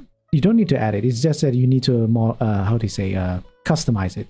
It's always on your OBS. It's always in your OBS and for mods to click on it. Right. You just have to customize this. Who can chat, and also customize this verifications. You want to if let's say your verifications is not set to the highest, you can put it on the highest. All right. For me, this is. I don't think there's any reason you should not put this at all highest email verifications and phone verifications, because this would be the best way to also prevent bots from just messaging you. But sometimes bots just somehow bypass this. Then we have the auto mod. This is always set for high for me because I don't want people to just say anything they like. So, yeah. I was just reading about that. Yeah. So I'm talking about this really right now, but I don't think there's much to say other than this shield mode. But there's also a thing that they have added right over here, which is called terms and phrases. Apparently, when you're on shield mode, right, and then you add certain words and phrases, right, during this shield mode time, if people are still able to chat, say, write messages for some reason, right, if they write the terms, if they write the words that's found here, they're going to be instantly banned. Like really instantly banned. You don't have to do anything, they will be banned. So this is a very, very powerful thing that Twitch added. And as very helpful as it is, you have to discuss this with your mods. If you have mods, right? You have to talk to them how to use this and how to only use this during emergencies, right? It should never really be used at all too common. I don't think I would ever use this at any time, all right? Unless there's like really a hate raid happening. So far, not yet. And hopefully not anytime soon. Yeah, it's a perfect feature to completely stop the hate raid. Andy, actually, yeah, so sad. Hate bot raids are so common. Is it? Probably not though. Among my mutuals, at least, I don't see people talking about it. At least. Terms and phrases. We can ban words. No, not ban words. Technically, it's more towards anyone who uses the words gets banned. You can write the words, but you'll get banned for it automatically. But the terms and phrases, this thing, right, is only active when you're on shield mode. So when you're on shield mode, you can type all the phrases, blah blah blah, and then if you don't want to have the shield mode on, right, you just deactivate it, and all the terms and phrases you have put inside there will be erased. Right, so there won't be like a situation where suddenly shield mode is not on and people are still getting banned or something. I think that's the purpose of it. Right. We can already ban words in the normal moderator setting. Yeah, we can already filter words. That's the correct term. We can filter words that should not be said in the chat. Mm-hmm. This one is like, oh, you say this word, immediately ban you. Many of my viewers have had it happen to them within the last 3 months. Oh, I see. I'm guessing your mutuals are like from the United States part, or they are from United States. Because I feel like it's a regional thing. It's a regional thing, maybe. Let me drink something.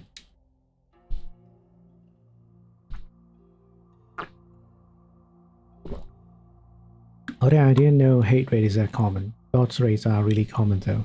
Yeah, bot rates is something I encounter more often. Oh, my family's messaging me.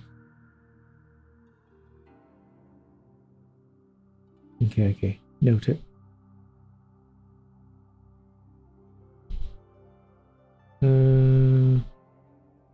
Okay.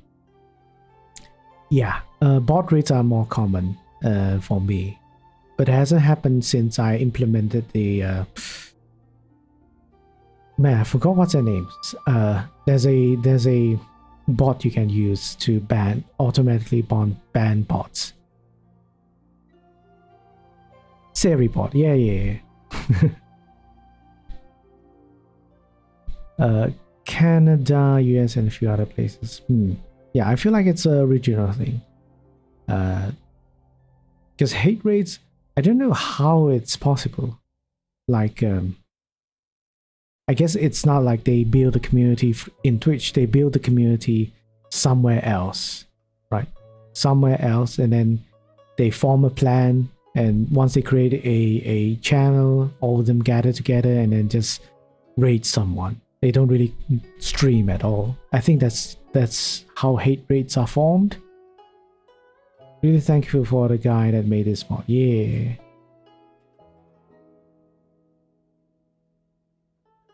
So yeah, so you know, anyone there's a mod here, or mod somewhere is a moderator for other channels. Take note of this. Don't just simply press the button. All right, pressing the button will literally shut down everything, at least in the chat. Right, moving back to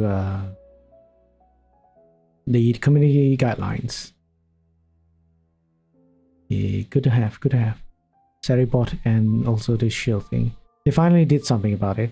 So many people have been complaining that they had nothing to fight against hate raids. And before that, I think they were like, say, I think they when they removed the what was that? Man, I forgot what that is. Basically, when you're offline, you'll be showing other your supported channels, your mutuals will show their stream instead of yours when you're offline. I think they removed that to say that it actually helps with hate rates, but I don't think it helps with hate rates at all. But yeah, where have I stopped? Well, yeah, I haven't finished talking about my talking about this. So yeah, if anyone doesn't know about me personally, of course you don't know me. A couple of years ago, I helped manage a guild server because I was a founder of the server. I was the guild leader, well, de facto guild leader. Long story. If you want to, if you want to hear all the origin story of me being a guild leader, feel free to ask me. But for now, specifically while I was managing the guild server, now I'm not. There was this person who was partly founded the guild as well. But the person from after a short while, maybe a few months like that, the person got more and more unhinged.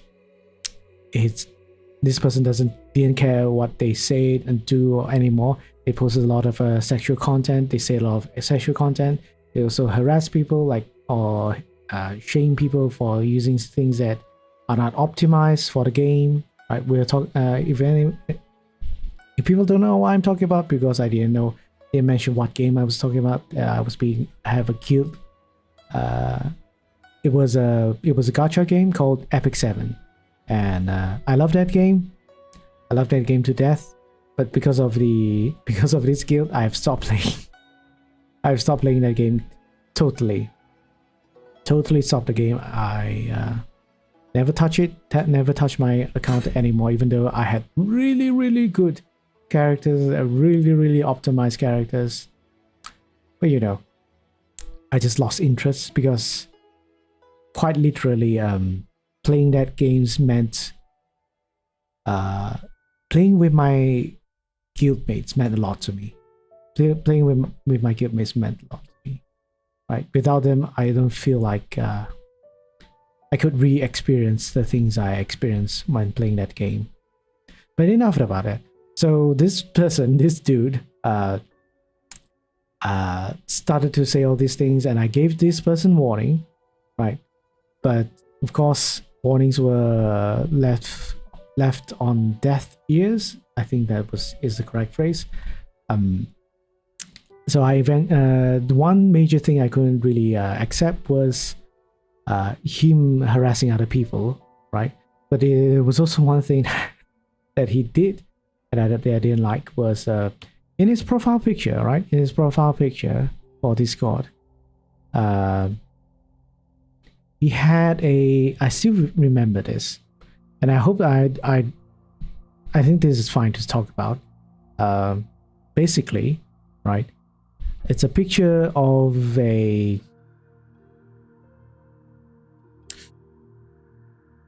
Chihuahua. Picture of a Chihuahua. Nothing wrong with that, right? Or even if I say this, does anyone know what I'm talking about? Picture of Chihuahua, without me trying to explain further why this is not a good picture. You probably have seen it in the internet, maybe. Chihuahua, like the small, tiny dog, Chihuahua. So yeah, it's a picture of a Chihuahua, or more specifically, the head of a Chihuahua. Oh, the small dog. Yes, a small dog. Nothing is wrong with the face, except, the surrounding thing that was around the dog's face. I'm going to just tell you, you can probably guess from this. The thing that's surrounding the dog is skin. What type of skin? Let your imagination run wild, right? What type of skin it is. I can tell you it's a human skin, though. Can tell you it's a human skin. But anyways, that person insisted on having that profile picture. There were multiple reasons why I had to ban that person, but that was one of it. And apparently, Discord community guidelines also says that you can't have this sort of profiles in your profile pictures in your account. All right, for many reasons. One I could think of is profile pictures and such, or server icons, server banners and such, cannot be censored. You cannot label the NSFW tag on them so that minors can't see it, right? So that, I would say, that's a major reason why you can't have any sort of adult content in any of those things that cannot be, as they say, age restricted. All right. So take note of that. If you are you want to put something very sus in your profile picture, in your Discord server icon,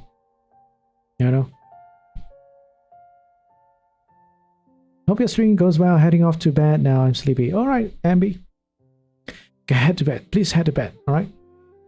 But thank you for your raid. All right. Thanks for your raid. And see you when I see you. All right. I hope I'm able to, do things with you. All right. In the future. Looking forward to it. To a time we can do that. Anyhow. Next one. Do not share sexually explicit content of other people without their consent, or promote the sharing of non-consensual intimate materials, images, videos, or audio, or sometimes known as revenge porn. Yep, this is very simple, very straightforward. I don't think I have to really explain this, right? Just don't do this, all right? Just don't do this. There's nothing gray about it, or nothing can really discuss about whether it's right or wrong. Just don't share their sexual content without their content. No, Nemo, it's consent. This is a word I've had a very long time trying to pronounce, right? Because content and consent, they are worded very similar. It's just one word that's different, but the pronunciation is very different. It's very different. Content, consent, content, consent. Yeah, need to see. So yeah, it took me some time trying to read this the correct way. Yeah, it's confusing, I know, for a lot of people that are non-native speakers. Going to advocate with no problem, Isaac. Oh no, I smell blood. Is my throat? I hope it's not my throat that's bruised or torn or something. Hopefully not. Let me drink some water.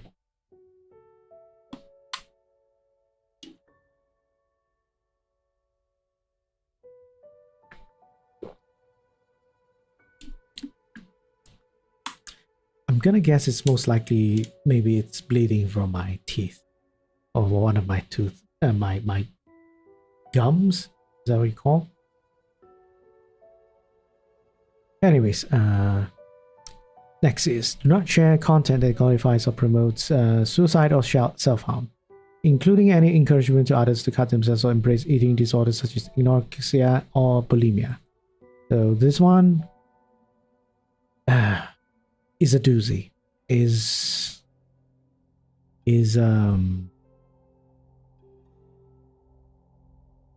hard to how do you say, manage. If people were talking about this, it's hard to manage.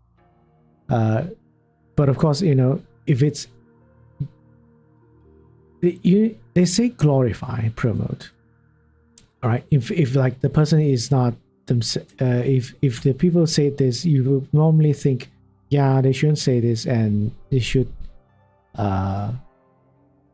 refrain from doing this, and actions should be taken against people who say this. But it's a hard decision to make. If let's say you are doing self-moderation in your Discord server or on Twitch platforms and such, right? With people like talking that they have a hard time with life, they don't really have a will to live and something like that. It's can you say that it's glorification? Can you say that's promotion or not? It is, right? It is technically glorification because it's something they feel like can be said in a way that it's like it's the better option or something like that. It's the better solution to life or something like that. So I would say, if you're asking me what actions should I take in this circumstances, make very certain that this person isn't really glorifying or promoting. They just want to say it out. They just want to say it out. They just want people to listen to them. So I think that we have to make a distinction with that, right? But then again, I would say best would be do not hold yourself responsible if, let's say, you have to take actions such as banning the person, kicking the person, or anything like that. Because at the end of the day, we do not have the necessary skills. We do not have the necessary expertise to help people who are in this state of mind. The only thing we can do is be attentive, right? Try to guide them to where they can get help, right? But if the things you have done, like trying to help them, you have done all that you can, but they can insist in talking about these things, then unfortunately, for the betterment of your community, for the benefit of community, for the safety of community, it should not be tolerated. It should not be tolerated, right? Because you letting a person say this, you're not considering other people's mental health as well. People seeing this type of statements, and if they somehow were to be influenced, right, then you might if you're the person who is managing the server, or like right now the stream, if let's say you're the person that is having powers to decide whether to continue to let them to say these things, then you have to make the hard decision to remove these people from your community, unfortunately, right? You can't help people that doesn't want to help themselves, right? And especially when are not the best person to help them. Right? But anyways, let's move on. Self-harm threats used as a form of emotional manipulation or coercion are also prohibited. Yep, don't do this. This form of manipulation is very, very bad. Trying to guilt trip people is very, very bad. Do not share real media depicting gore, excessive violence, or animal harm, especially with the intention to harass or shock others. So, oops. So this thing, I don't think it happens often, at least in Discord servers. But a lot of these violations, a lot of these community guidelines that says you can't do this, that, is more of a concern if your server is huge, like hundreds of people, hundreds or thousands of people are in your Discord server. Then all this is very important to be sure people don't post. Do not share content that violates anyone's intellectual property or other rights. Yeah, so this one, I mean, it is a community guideline. It's under the community guidelines, like all other community guidelines. The platform tells you shouldn't use other people's work, share other people's work if they're not yours. If they are not yours, if you don't have permission to share them, you can't share them. But if we are talking about enforcement, right, I would say Discord servers have the worst enforcement in regards to this, in regards to violations of intellectual properties and other rights, because Discord servers is kind of treated like it's like a personal private social group rather than a something like that is like a Twitter space or YouTube or Twitch, right? Where there's a higher possibility that you might get reported on copyright infringement and such. Copyright infringement. But yeah, I can't really say, yeah, on paper, this is not right. But enforcement wise, I don't think anybody really cares for this one, at least. It's very hard to enforce, is what I'm trying to say, right? You actually have to have someone who is actually, like, quite literally doesn't like your face and somehow have connections with the appropriate copyright holders to get this reported, because more or less this sort of a copyright infringement gets how do you say, buried underground, sweep under the rug, so to speak. So yeah, fortunately that is the case. Be honest. Do not share false or misleading information, otherwise known as misinformation. Content that is false, misleading, and can lead to significant risk of physical or societal harm may not be shared on Discord. We may remove content if we reasonably believe its spread could result in damage to physical infrastructure, injury of others, obstruction of participation in civic processes, or the endangerment of public health. Right? I think this is...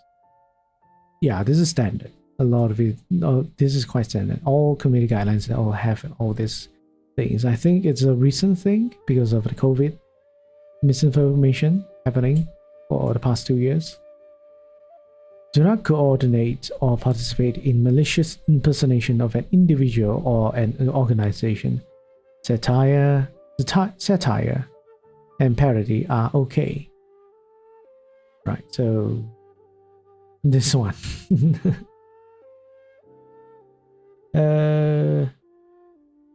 Man, this thing only reminds me of the situation that's happening on Twitter, where a lot of people are impersonating Elon Musk.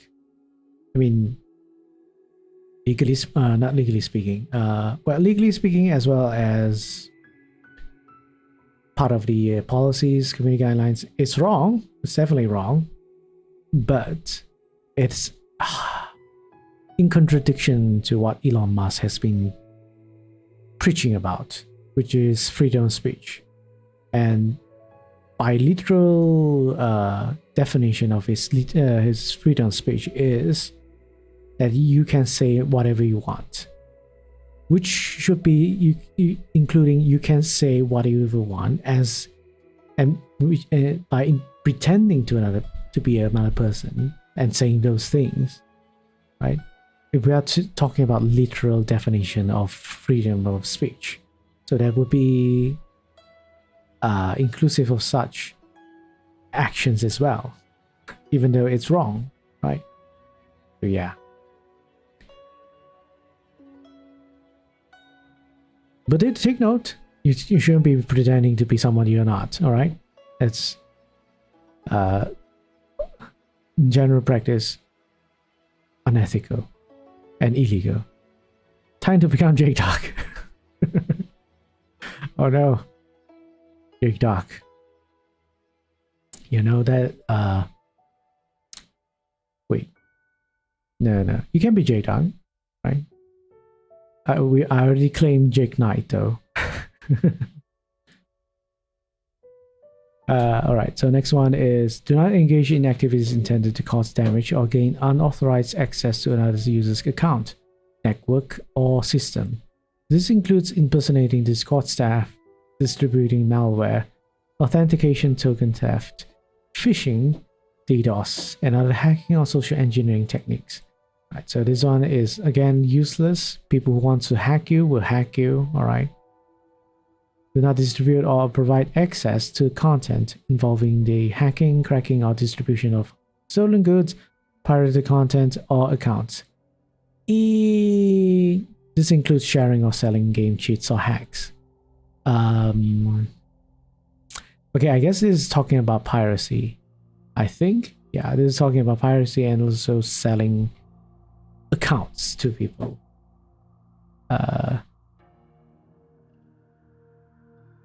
Whether this, again, all this is like, at least for Discord, it's very hard to report these things or get people to report these things because it's a very private thing. Unless you have a snitch in your server, it's not likely going to you're not likely going to get reported on this thing, especially with servers that dedicated to this sort of things. All right, if we're talking about general community servers like mine, we don't really talk about these things, and if we do talk about these things, it's just for discussion.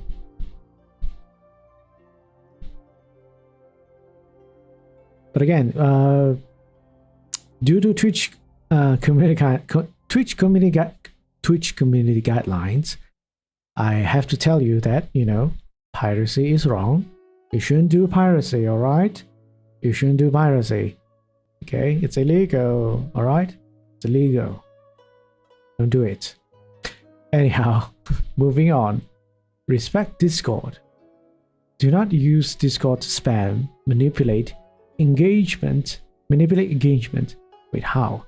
Or disrupt other people's experience, including trying to influence or disrupt conversations using bots, fake accounts, multiple accounts, or other automation. Does that actually happen? I don't see that happen actually often, or any time. This includes purchasing or selling methods of artificially increasing membership, such as advertisements or botting. Advertisements? You're telling me... I don't think so. This includes... Yeah. Artificially increasing membership. Yeah. This is more such as via advertisement. Oh, man, if you think about this, whether this is like inclusive of websites that like third-party websites that showcases other people's servers or not, I don't think so. But yeah, I mean, this sounds a lot like Twitch as well as YouTube or Twitter. All these social platforms has all these sort of rules to say you can't use bots to increase engagement and such, or followers, or whatever, membership, whatever you call it. And we have do not organize, promote, or engage in any illegal or dangerous behavior, such as sexual solicitation, human trafficking, and selling or facilitating the sale of prohibited or potentially dangerous goods, firearms, ammunition, drugs, and controlled substances. These activities are likely to get you kicked off Discord and may get you reported to law enforcement.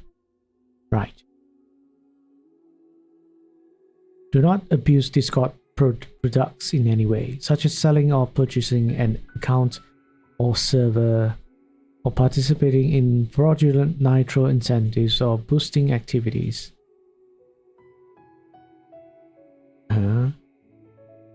Ooh. Selling or purchasing an account or server. Does it happen? Well, it says here you can't sell, right, or purchase. But does it mean you can transfer? Yeah, you can transfer ownership. Right, it's a feature of Discord server. You can transfer ownership of a server, but you can't transfer ownership of an account. Okay, so that still makes sense. But overall, selling or purchasing is not allowed. So I understand that as well.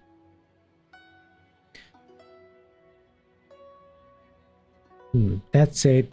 Again, hard to enforce this sort of rule because purchasing or like selling can happen outside of a server.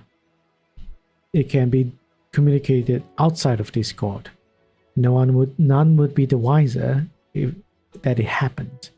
So again, hard to enforce these kind of things, even though it's implemented, even though it's said. Do not use self-bots or user bots. Each account must be associated with a human, not a bot. Self-bots put strain on Discord's infrastructure and our ability to run our services.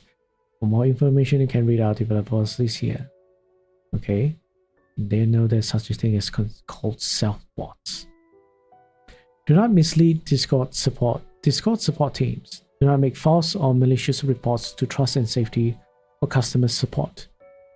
Send multiple reports about the same issue or ask a group of users to report the same content or issue. Yeah, I've seen this here and there where I think at least on Twitch, right? At least on Twitch, they also say the same thing where you shouldn't be mass reporting something because mass reporting doesn't make an issue be known or be done, be taken care of faster. And then at least that's what the explanation that I saw from Twitch, that you shouldn't mass report something, or like. But then again, how would you know it is getting mass reported, or how do you know a group of people are doing it as a team, as a organization or something? How would people know about that? I don't know. These behaviors may. If you see any activity that violates these guidelines or terms of it or other policies, please report it to us in the Discord mobile app or by filling out this form. These guidelines will continue to evolve over time. This means we may take actions against a user, server, or content that violates the spirit of these guidelines when we encounter a new threat or harm that is not explicitly covered in the current version. We will always make our best effort to notify you when we make these update these guidelines, but it's up to you to follow the spirit of them. Keeps Discord safe and place for everyone to belong. and a place for everyone to belong. Thanks for doing your part. All this unnecessary text to say. All right, actually, that's okay. I can see here it's pretty much it, but I can see. Trying to find out if there are more.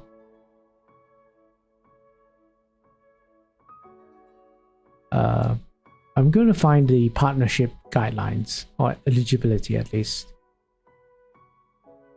so that you can see what is what.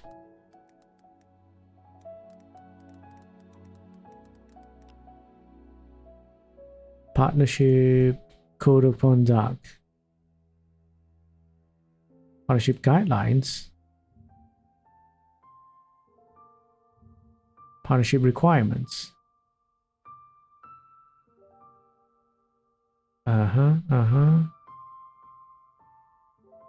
Oh, it just got updated 1 month ago. Okay. I'm gonna this is there's a lot. I'll try to skip the ones that I already talked about, but let me see. I mean, this I would say this is necessary to talk about because they are kind of guidelines as well. Okay.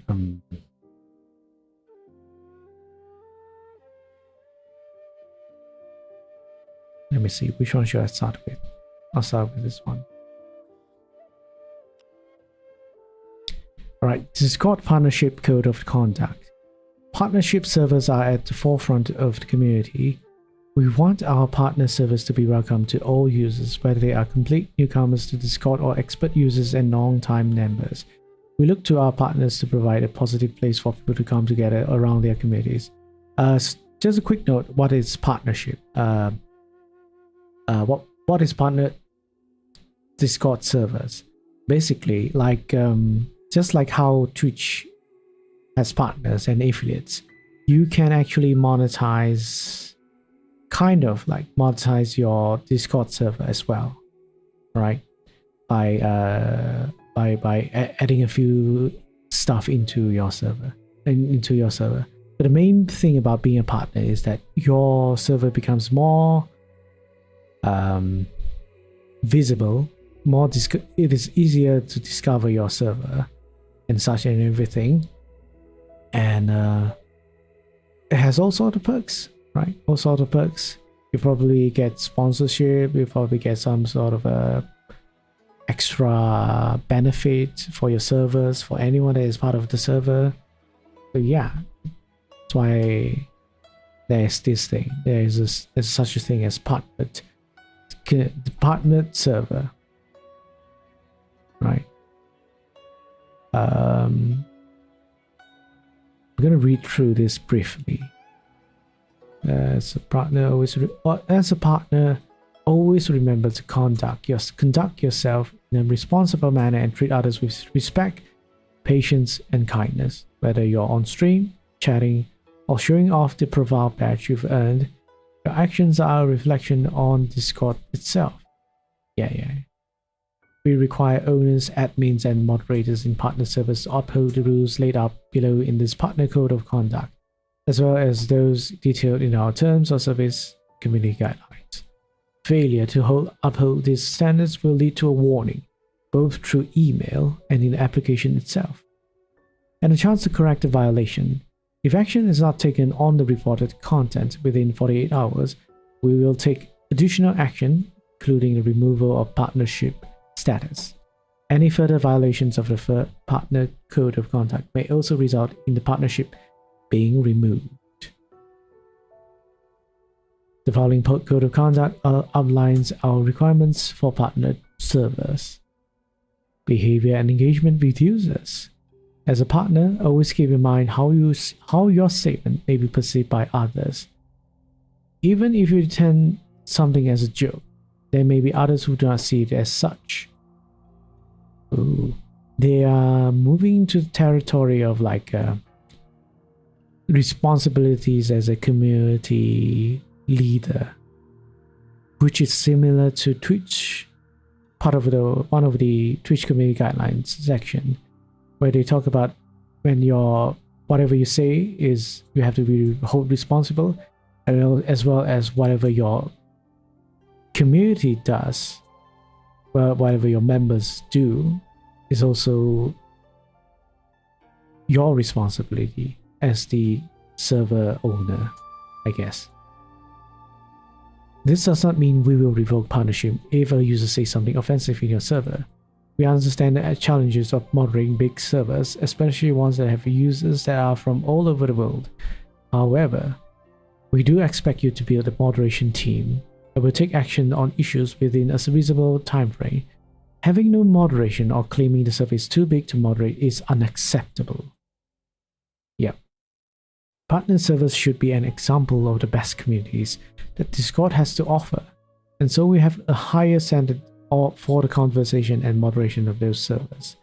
The following is prohibited in a partner Discord. Partner Discord. Discriminatory jokes and hate speech. I mean, this is already not allowed in normal servers. Moderators or admins making verbal abuse, insults, threats towards others, or displaying offensive, derogatory, or explicit content. Advocating for or encouraging any of the above behavior. Selling a partnered server or account is prohibited.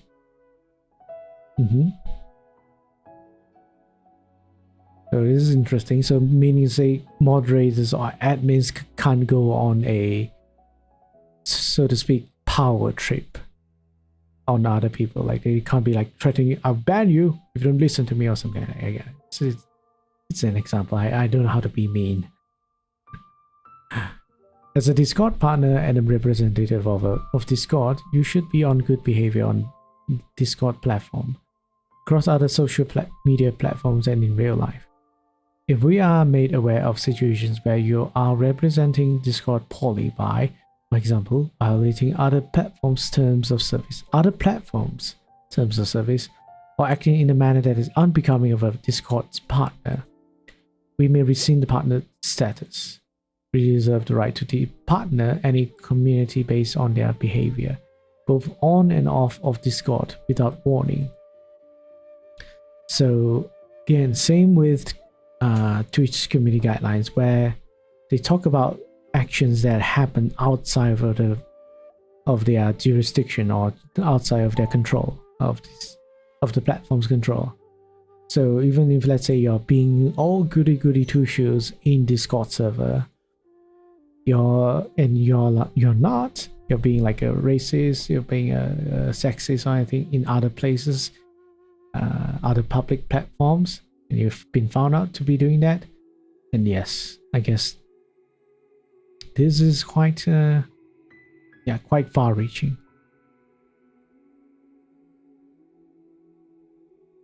Adult content guidelines. Explicit pornographic content does not have a place in partnered servers. This includes videos, GIFs, or still images depicting explicit sexual acts, whether real or illustrated, as well as detailed verbal descriptions of explicit sexual acts.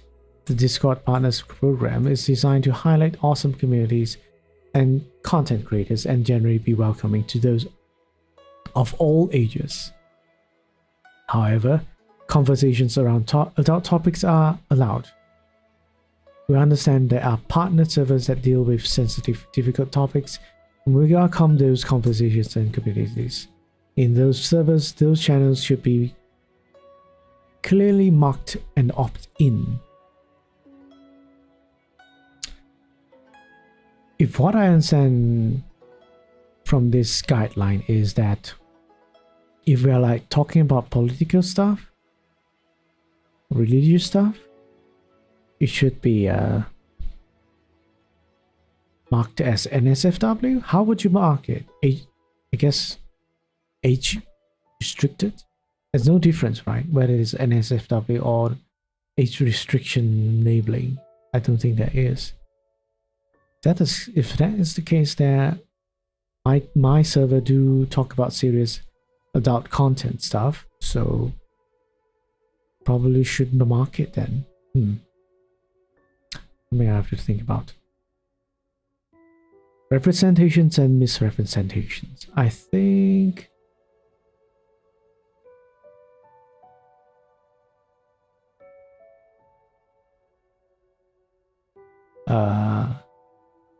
if you, the partner, are wait, what is this? This is not what I think it is. Servers are partnered based on the content and community that they have at the point of application and for what the community is likely to grow into.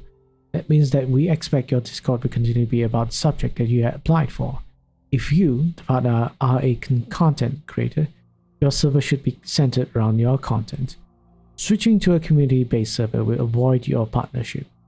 If you are a community server, your server's focus should be the content that you apply for partnership under. Switching or repurposing the server from its original purpose will avoid your partnership. I mean, that makes sense. In short, we don't appreciate a bait and switch. It's totally understandable if you are a content creator and you change from one game to another, but it's less reasonable if you are a community around RPGs and one day you delete all channels and change to be about your personal interest in football or vice versa. Finally, you, the partner, must maintain ownership of your partner's Discord server to stay in the program. If you delete or transfer ownership for any reason without communication to Discord, your partnership and all Discord perks will be revoked. Maintaining quality content and activity. Ooh, okay, this is something I don't know. Content creators are expected to be creating original content.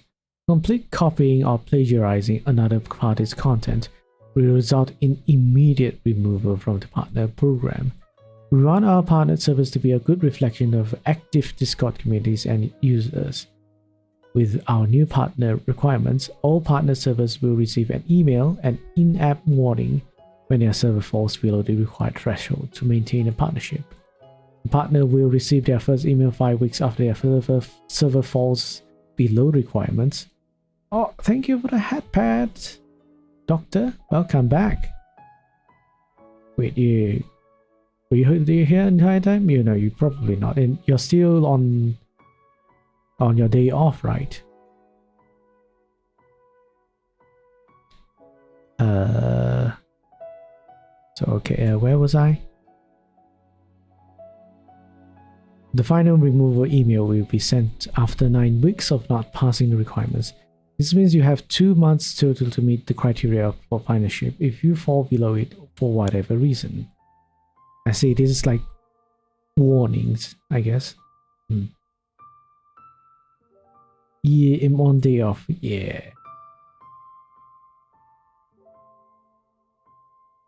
So yeah, Isaac and Doctor, you are both mods here now. Finally, it's complete. Finally, we Finally, we understand that sometimes you have live events and or you might not check in every day. If there's something that'll prevent you from being around for an extended period of time, please let us know and we'll see if we can work it out. Please note, we have the right to update this code of conduct at any time, and as Discord evolves, so may our expectations for our partners. If this code of conduct does change, we'll be sure to communicate those changes to you, the partner, accordingly. As a Discord partner, always remember to conduct yourself in a responsible manner and treat others the way you'd like to be treated. We want to ensure that you are a shining example of the best parts of the platform and a prime example that other users should strive to be. Be the awesome you want to see in the world. So this is apparently, it sounds like they are making it very serious. Like if you are a partner, then you have to quite literally be almost like a saint. Okay, let's read the other one. Oops, haven't opened this up over here. But yeah, partnership have their own brand of what you say? Own brand of guidelines and conduct and such. Also, Merry Christmas, y'all. Oh yeah. Merry Christmas. Have you seen anything change, Doctor? Nothing, right? I'm still me. How about the stream? Anything changed with the stream? Or has it always been like this? Actually, has anyone noticed the, the blinking lights over there? Up there. Very subtle. Probably no one has noticed. Also, see you Santa Claus. Not exactly Santa Claus, just quite, I would say quite literally it's like a color swap to match some sort of a like Santa Claus clothes. You need a big beard. I actually haven't thought about that. Maybe in the future, right? Maybe in future I add a beard prop or something. So yeah, Doctor, since you're here, don't press the shield button, okay? Someone, I don't know, that person is still here, pressed that button accidentally and deleted a bunch of messages in the chat. But yeah, I actually talked about it just now with everyone. I think should be fine. People should know when to use it. Oh, hello, Brother Rain. Hello. Also, was one question though. As mods, are you able to set the shield settings, the shield mode settings, or it's just me? I'm the only person who can do that. By the way, it's not me. Oh, you can set it. Oh, I see it. Yeah, quite. Yeah. Now that you say that, man, the shield mode is very powerful. It's a very powerful thing, and hopefully, we don't see like a lot of things like there are mods abusing this power. Because or accidentally using this power, because it's quite easy to accidentally touch it, right? It's accidentally easy to click on it, because it's just like below the, above the chat or below the stream. So it's like, oops, you could do that accidentally, unless that there's no prompt to say yes or no, or confirmation prompt. I don't know. I've not tried clicking on it. Anyhow, let's look at the guidelines for partners.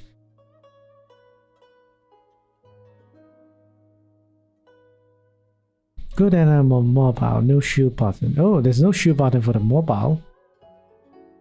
Is it because you haven't updated it yet, or there's literally Twitch hasn't updated the mobile app? And yeah, there's a prompt that's saying, "Are you sure?" I see, Nemo. Even after getting prompt to say yes or no, you press yes. Well, he's not here, so can't really say anything. Or he's just pretending to be not here. Anyhow, let's look at this. Partners are companies and this. Thus, Discord prohibits partners who, inconsistent with our policies, target those under 13 years of age, infringe on someone else's copyright, engage in attempted transaction, involve control of the regulated, promote gambling, especially to minors, conduct harmful or platform behaviors, promote hate speech, share violence, gore, inconsistent with our values, promote pharmaceutical products, specific healthcare services, spread misinformation, share or focus on sexually explicit content, conduct illegal or unethical business practices, promote the sale, exchange, or building of weapons and weapon accessories. Okay, these are all the same with the main community guidelines. Prop press accidentally. Always press all the buttons. Nah, I think Team Nemo just wanted to test what that is and thought it won't really affect anything. But yeah, it's quite literally a good analogy would be the shield button is like the big red button that sounds the really annoying alarm and shuts down all the doors, all the gates. Doesn't really tell what it does if you don't check the tutorial for it. Yeah. But if people, I don't know, maybe it is a sneak peek for people who about this. Let me just try and open up my dashboard for the Twitch. All right, I'm gonna open it up here.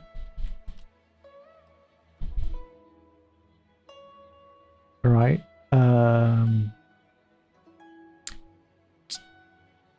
Maybe if any VTubers or any content creators are watching, it's actually very easy to find out if Twitch has done something different or updated something, add something new. Is over here. All right. Creators updates. You see this like star like symbol over here. This is where you find out what Twitch has done recently. If there's something new, right, like this one, the shoot mode, it would be a different color, right? It would be a different color. It will be this color, the like a greenish color, telling you, yeah, something is new now. Same goes for if let's say there's any sort of a over here notifications. They will tell you as well. So yeah, it's a way to find out if there's anything new with Twitch. So I'm at, ooh, what's this? Oh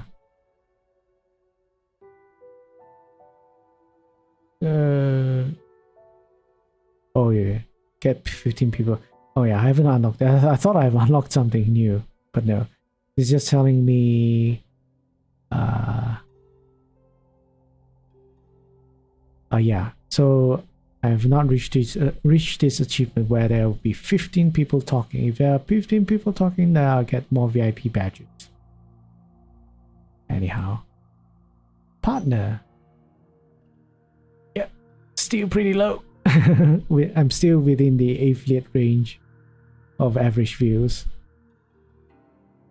But anyhow, let's not talk about this. Let's look at the what else is the guidelines. Our values.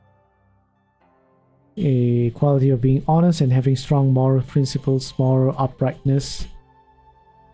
Believe in honest, honoring commitments and doing what's morally right. Impact, effect or influence of one person, thing or action or another. We want our time on this earth to mean something. We want to contribute to improving the human condition and be a force of good by doing something that leaves the world a little bit better than we found it. This means a relentless focus on what is true, what matters, building value over time through compounding leverage. Ooh, okay, so this is something that is expected of partners. I don't see this. I don't think this is a thing for Twitch. I don't think. Wait. Sorry, Doctor, you wrote something. In mod view, we have the same button next to exit mod view button. Ah, yes. I think you do have that. Yeah, you have to actually look into that to find out there's some sort of a button. But yeah, I don't think Twitch has this sort of guidelines for their partners. I don't think they are focused on integrity, impact, or compassion. But I like it. I like that Discord is like, at least on paper, all right? They are advocating that they want communities to focus on, they want servers to focus on improve, to have people that are honest, to have people that understand the things that they do have effects on other people, on other things, on the environment, blah blah blah, all that stuff. Also compassion empathy and concern for the sufferings or misfortunes of others. We are all human, and with that comes all the challenges and tribulations of life. Work takes up a lot of time for most of us, but it's not the entirety of our experiences. In order to show up and give our missions its all, people need to be able to be themselves, both on good days and bad. Let's not force people to be half of themselves. Instead, let's be mindful and supportive of each other, knowing that we are all striving to do the best of ours for ourselves, our families, our company, and our communities. Very, very nice speech over here. Very nice speeches they are giving.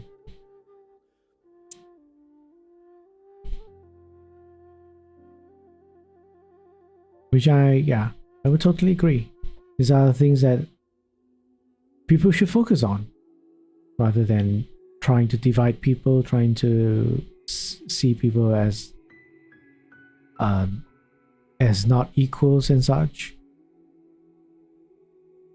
All right, policies, blah blah blah. Okay, so yeah, I need to follow all these things.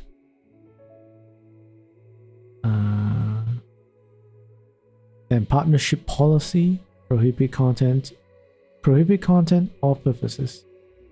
Below are prohibited content partner purposes. If a partner violates any of the below, they cannot partner with Discord. Right, so what? Discord prohibits inappropriate content targeting minors and users under 13. Inappropriate content based on targeted user age.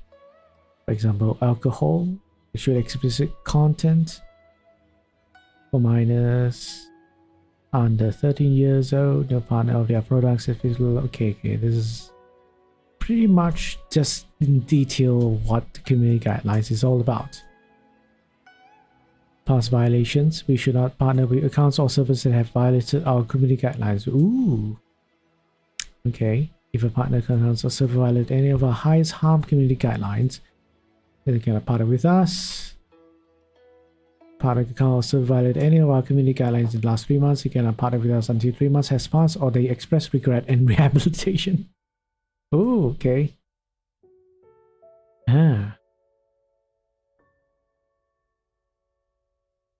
Copyright and trademark. Okay, no infringement. That is obvious. Control and illegal substances. Gambling. Harmful off-platform behaviors. Hateful content. Specific healthcare products. Misinformation. Sexually explicit content. Illegal or unethical business practices. Violence and gore. Weapons and weapon accessories, all the same thing as I read through the community guidelines. Consider following dimensions by accessing an individual. Not requirements or blockers to partnership. So Discord will review diversity and inclusion commitments. Okay, how do you find out about this? External commitments or show that diversity, equity, and inclusion efforts internally for teams and externally in their impact of the world. It includes external diversity statements. Okay. Like supporting, openly supporting minority groups or like protected groups and such. I see. Commitment or current progress or ensuring diversity in leadership, diversity in great employee base, human rights and ethics commitment. Man, there's a lot of things that a partner needs to make sure they are doing well. Apparently, partner has made external commitments or shown their human rights standards and ethical business practices. Man, how these are very detailed. They cover a lot of things that other platforms doesn't cover, at least when you are a partner. All right. Political partners and content. Sustainability commitments. Partnership with government, politicians, public officials, and other institutions are okay as long as the partners do not violate other parts of this policy.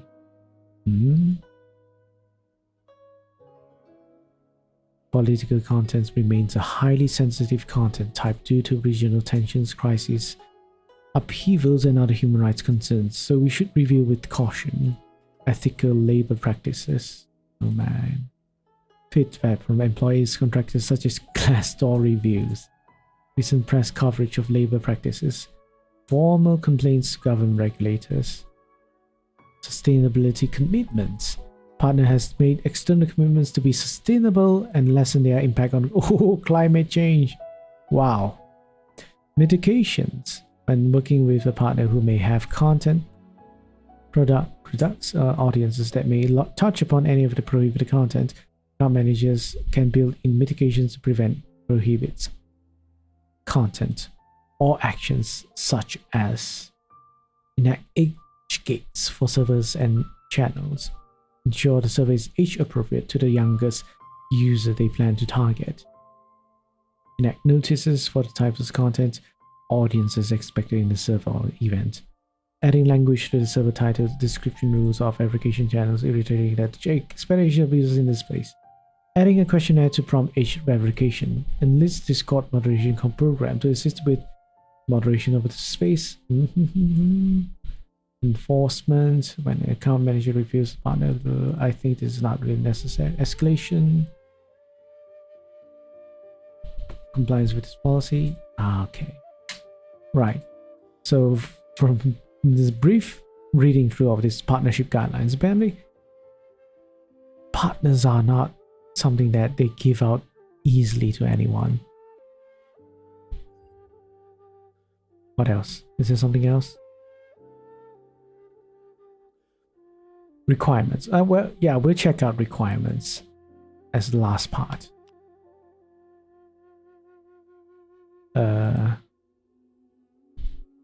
So how to become a partner?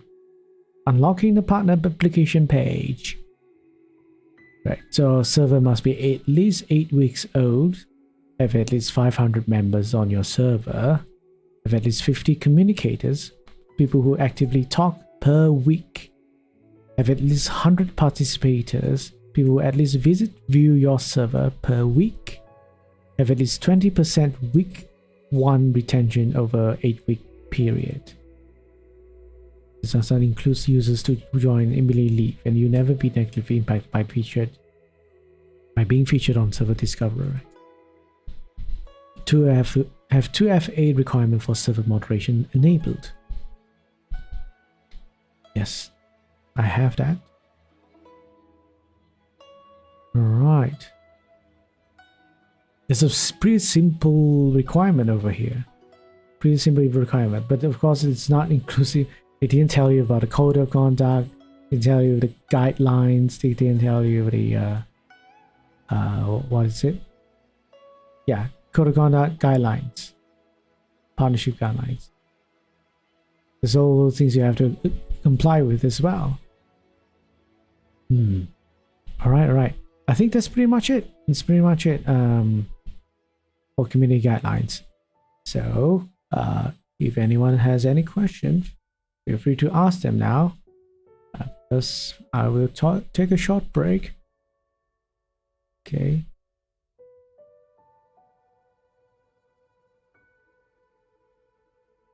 Or should I take a short break? Yeah, I mean, I'll wait for about 5 minutes, right? Wait about 5 minutes. If anyone doesn't have any questions, then that will be it for today, all right? Ooh, man. You know, even though it's not that long, it is got many guidelines, but still, I feel like this is more relatable than the than other community guidelines apparently. Even say, yeah, so maybe it's because of a lot of things are. Hey, wife, giving me water. What is this? It's like normal water. Pomegranate. Pomegranate. I see. Anyhow, Hopefully this is something insightful, useful, helpful to you all.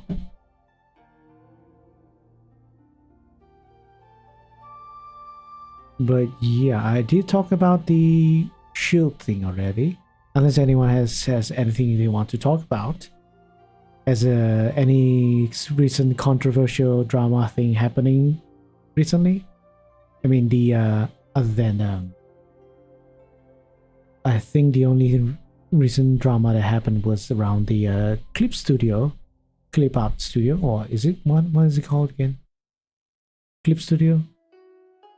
Yeah, having AI generated art as a feature in their application. Clip Studio Paint. I see. Yeah. So it feels like all the things that are happening is like affecting the VTuber community specifically, like because our community, the things that we do, the things that we create, involves a lot of art, involves a lot of these art applications, art apps, digital art apps. So, and then because of the surge of an increase of AI art generators, like getting more and more popular among programs, companies. I don't know why, right? It's getting less and less popular with artists, but it's getting more and more popular with the artist suppliers. This also it also reminded me that DeviantArt did the same thing as well. I'm not sure what has happened since then, but DeviantArt also introduced a AI art generator as well in their website, which they say, which they're going to use already existing art in their database, in their website, part of it or something like that. And oh my god, I think the entire digital artist community is like going up in flames with all these things happening. We want to, the AI thing is so stupid. We want to help artists at the same time killing the artists. So yeah, it's like, have they been listening to what all of us has been saying? That this is not good. This is not good. All right. Even from a legal perspective, this is not good as well. This technology is still quite new, and there's not a lot of laws surrounding it, regulating it, and there's a lot of copyright issues that has not been confirmed, has not been settled, resolved, right? With how AI art is generated without any human component into it, part of it. Yeah, so this is their website software is based on artists and their creation. So maybe I don't know. Then maybe there's a conspiracy happening. I don't want to be that guy. Maybe there's a conspiracy happening, but I don't think so.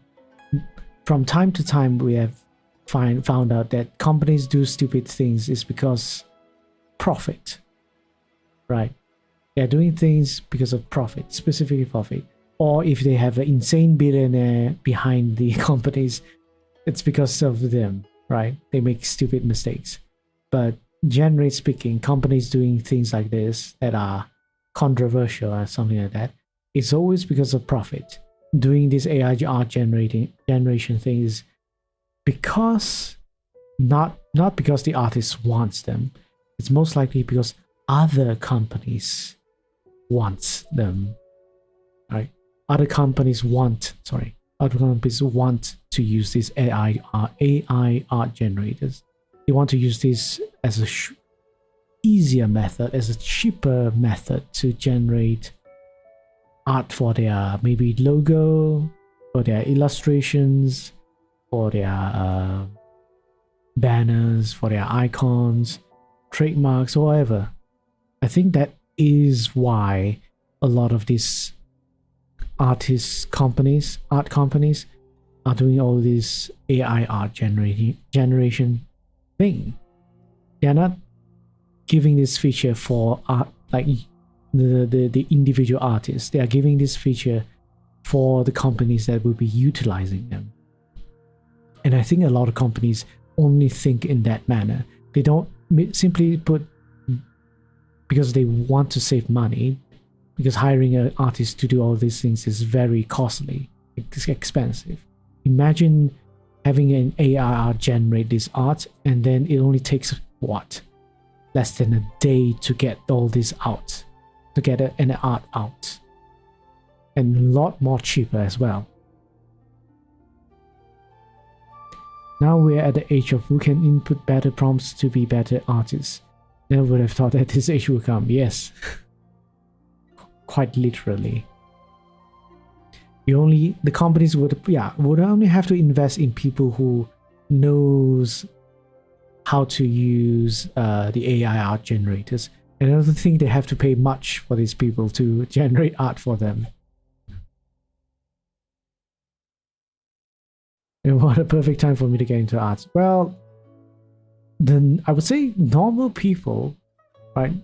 Us normal average people would still get actual artists to commission work for them, right? I don't think there is going to be anytime soon rigging is going to be replaced by AI.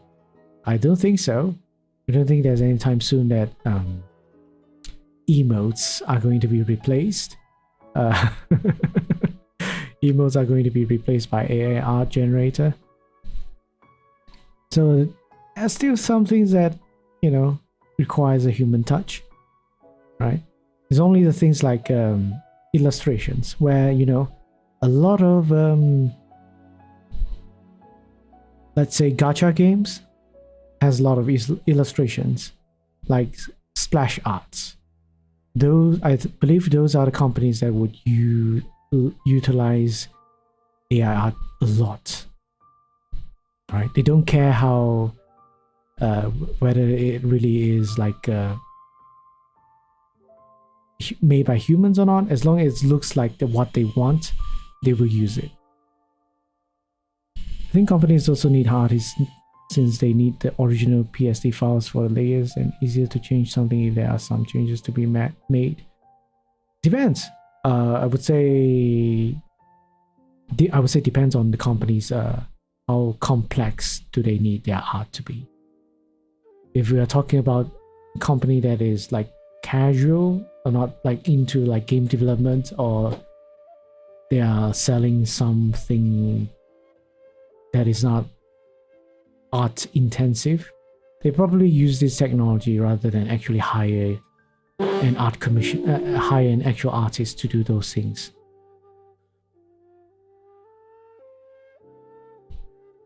But yes, don't think I've seen anything controversial, to say the least, on Twitter, which is good. Oh. Thank you for the raid. Let me do this. All right, let me. Oh, Isaac done. Oh man, it's good to have a mod to help me do these things. Thank you, Isaac. Yeah, thank you, Dusk, for raiding. Hello everyone, hello all raiders, and I'm Jake Lights, gaming lawyer at your service.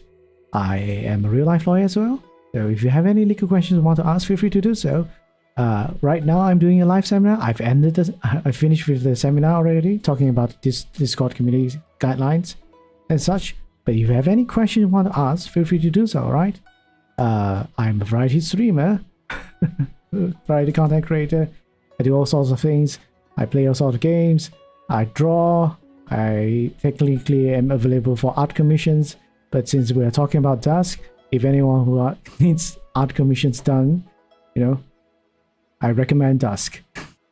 Go straight for her. All right. Hello. Hello, Georgie Leonhardt. Oh, that's a very cool name. Hello, Georgie Leonhardt. Thank you for the follow. Also, hello, Quest Bear. Can I do a backflip? Unfortunately, not. That's a weird question. But yes, I was talking, Mr. Jake Klein. Attorney at law. Welcome, Braden. How it is. Nemo. Yeah, Nemo. So yeah, if you have any questions about the, well, right now I'm not showing the Discord community guidelines. If you have, feel free to ask. But I think there's not much to highlight on other than, you know, if you're looking to have a Discord server that is going to be partnered for any reason whatsoever, a lot of things you can't do and a lot of things you can do that you should be doing to be a partner. But I don't think there's a lot of people who is aiming to become a partner for Discord. But yes, let me see. Let's go back to community guidelines. What are Discord partners? It's basically it's kind of like Twitch partner, but instead of like fully getting more things to monetize for your Discord server, it's more like getting more features, getting more discoverability, and making it more easier for you to manage your community in your Discord server. But supposedly, from what I can tell, Discord's description of a partner is they only want partners to make humanity better, so to speak. They want this sort of servers to be shining examples of how how people can actually become better, to be happy, to help each other, to educate each other, all those good stuff. All right, I think that is what the purpose of becoming a partner. So yeah, it's not much towards anything like getting monetized or anything. It's more towards spreading the love and spreading the help to everyone. So that's the purpose of a partner. But there's a lot of restrictions in regards to being a partner, and also requirements. One of it being there can't be any sexual content in your server, because quite literally they want all types of persons able to join this community, to join your server, right? They want you to be a place where you can welcome everyone, any type of people, whatever race they are, whatever religion they have, whatever ethnicity they have, or everyone, right? What gender, sexuality, or everyone. So that's the purpose of the partnership, right? That's why they give you extra perks as a partner, to get to be in the spotlight, so to speak, right? But of course, yeah, being back to that about not being able to how do you say, yeah, back to the community guidelines. There's not a lot of things I think I have not said in other community guidelines. It's pretty much the same, although it's quite simplified, very, very simplified. If we look at Twitch community guidelines, we look at YouTube guidelines, they have a lot of examples, there are a lot of specific details, there are a lot of different categories. For Discord, it's just one page. Everything is found in one page, right? And most of the things they covered have been covered in other places as well. The only thing I would like to point out is uh, that no other platforms talk about, right? No other platforms actually say you can't do, which is over here. Do not sexualize children in any way. All right. So over here it says talks about things that you can't do. You can't share content or links which depict children in a pornographic, sexually suggestive or violent manner, including illustrated or digitally altered pornography that depicts children. So bear with me. This is what I need to emphasize: is they don't let you share things like lolicon, shorticon, or cub. I have no idea what cub is, and I don't want to find out what it is. And conduct grooming behaviors. We report illegal content and grooming to the National Center for Missing and Exploited Children. So this one, why I highlight is there's no other platform, no other social platform actually emphasizes on this. On Twitter, whether it's on Twitter or whether on Twitch or YouTube, no other site it says specifically you can't post this sort of content. I mean, in the first place, you can't post sexual content, right? But they never really specify exactly what. But this one is specified. It includes this message redacted.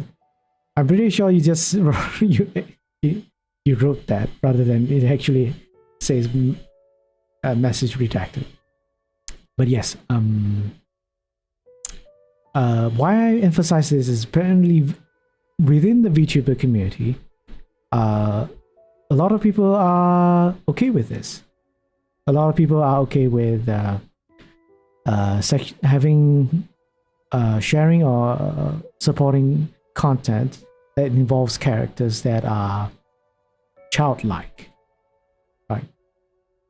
So why I mention this is there was a incident that happened not so long ago, just a few weeks ago, where there was a controversial thing that a VTuber did. Was they wanted to they asked in Twitter that they wanted all the so-called lolly VTubers to share their PNGs as references for content that this VTuber is making, that they want to stream on their channel.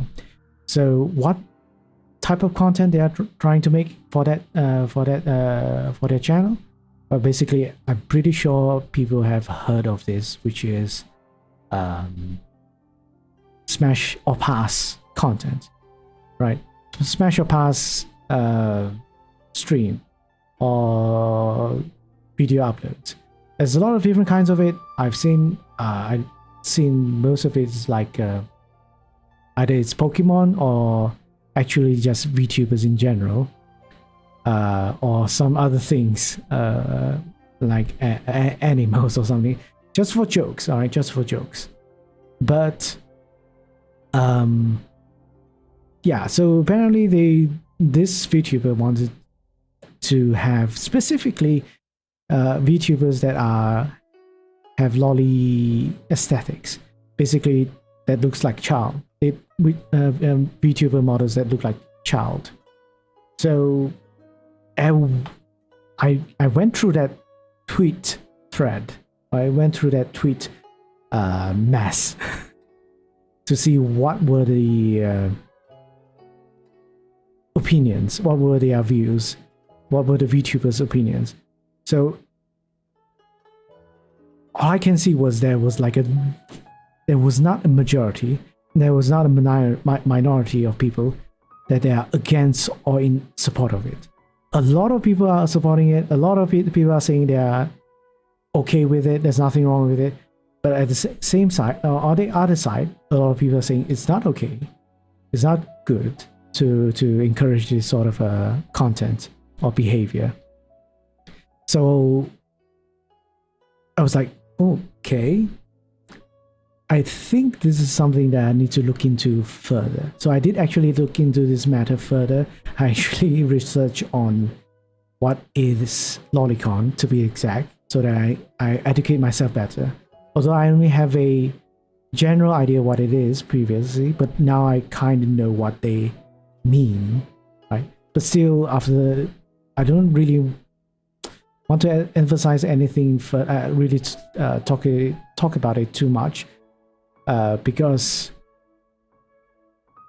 the gist of it, right? Why people support this kind of content where it is where they have a character. Basically, lolicon is either animes or mangas with characters that are childlike, not necessarily underage, but look underage, are put into scenes, put into situations where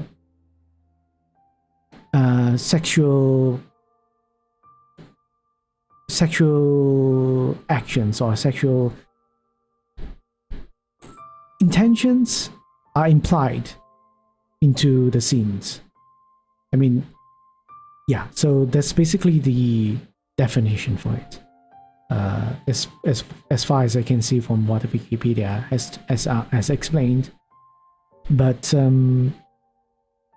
it is this issue whether lolicons, shortacons, whatever is right or wrong is an ongoing debate that is still getting debated for decades, especially in Japan.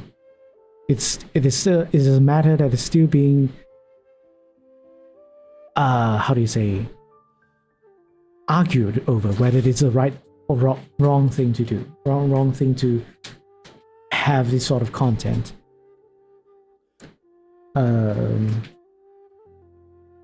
So I for me, I would say after reading the justifications and the reasons behind it, I can't say I agree with the ones that are okay with this sort of content.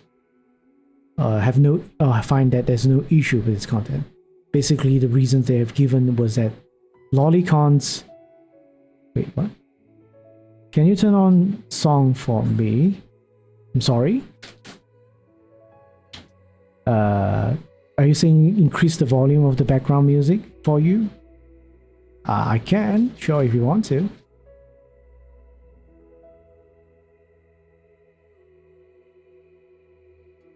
Also, hello, Legend Loaf. Did you came from the raid with Dusk?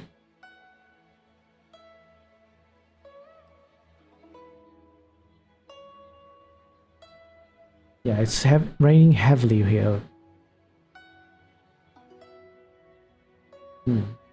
It's raining heavily, so you probably are hearing a lot of background noises, so apologies for that.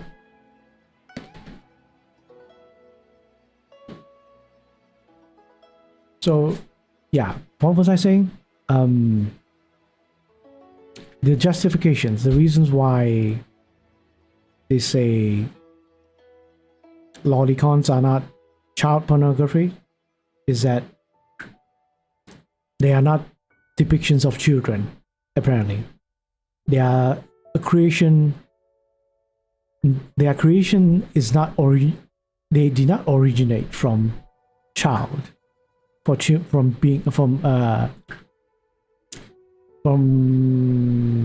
they are not based on real children. Is that what they are trying to say? The creation of lolicons or shotacons are totally from the human mind, of their desire for things that are innocent, or things that are pure, or things that are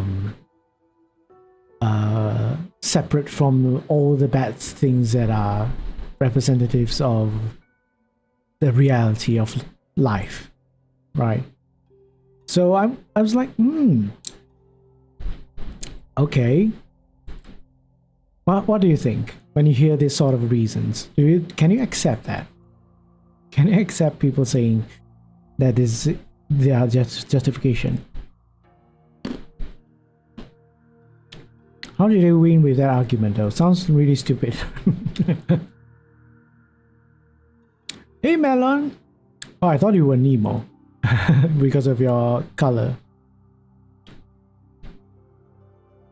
Oh, we were talking about Discord server, Discord being the only platform that doesn't allow that allows sexual content. Okay, in general, it's allowed, but they explicitly do not allow even content that is lolicon or shotacon. I never liked lolly because that's how I always thought of it. So yeah, I feel like maybe in theoretical, we were living in our own bubble, in our own world, that argument might hold water. But I feel like there's a lot of things that people don't really consider, haven't considered, or like try to consider from a different perspective of life, right? Like I previously I just explained earlier why I think even though you think like that, there's a contradiction with it. Being to say, if let's say there are lolicons, right? There are lolly characters in anime or manga. Fine. And what about children? Actual children. That I don't think animes or mangas explicitly differentiate them. Like the characters won't say this is a lolly and then this is a child, right?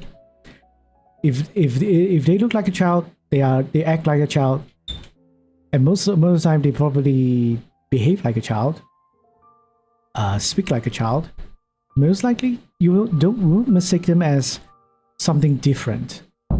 They are based on a children's behavior. They are based on their character creation is based on real children, right? The ways they might behave towards another character, which is depicted in a sense that are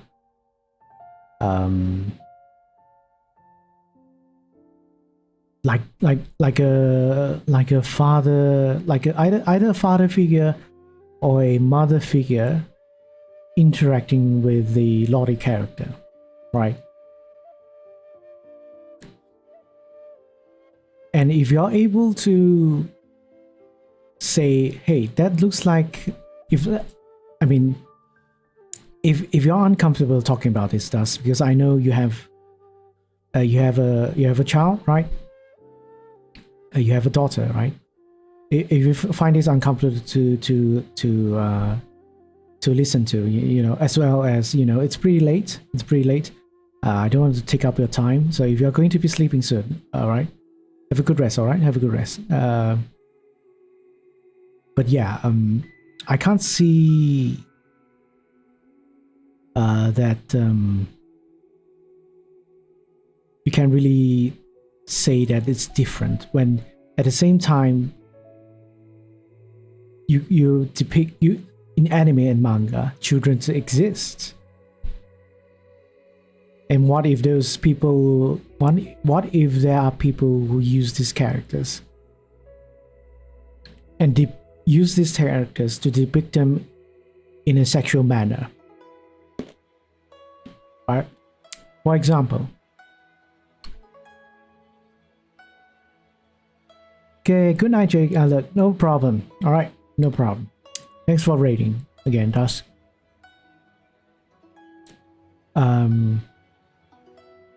I believe a lot of people watch Spy X Family, right?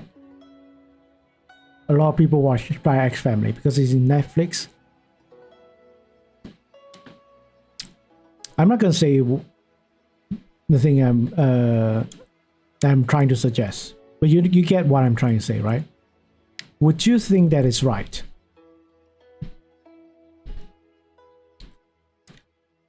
To have content like that? I don't think so, right?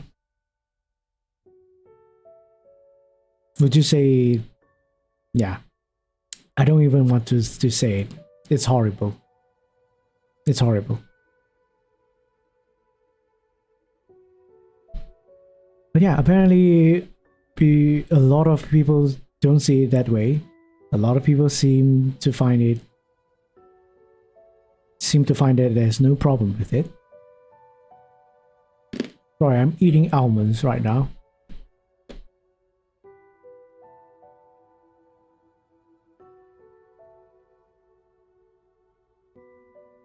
But yeah, that was the highlight of the Discord community guidelines live seminar.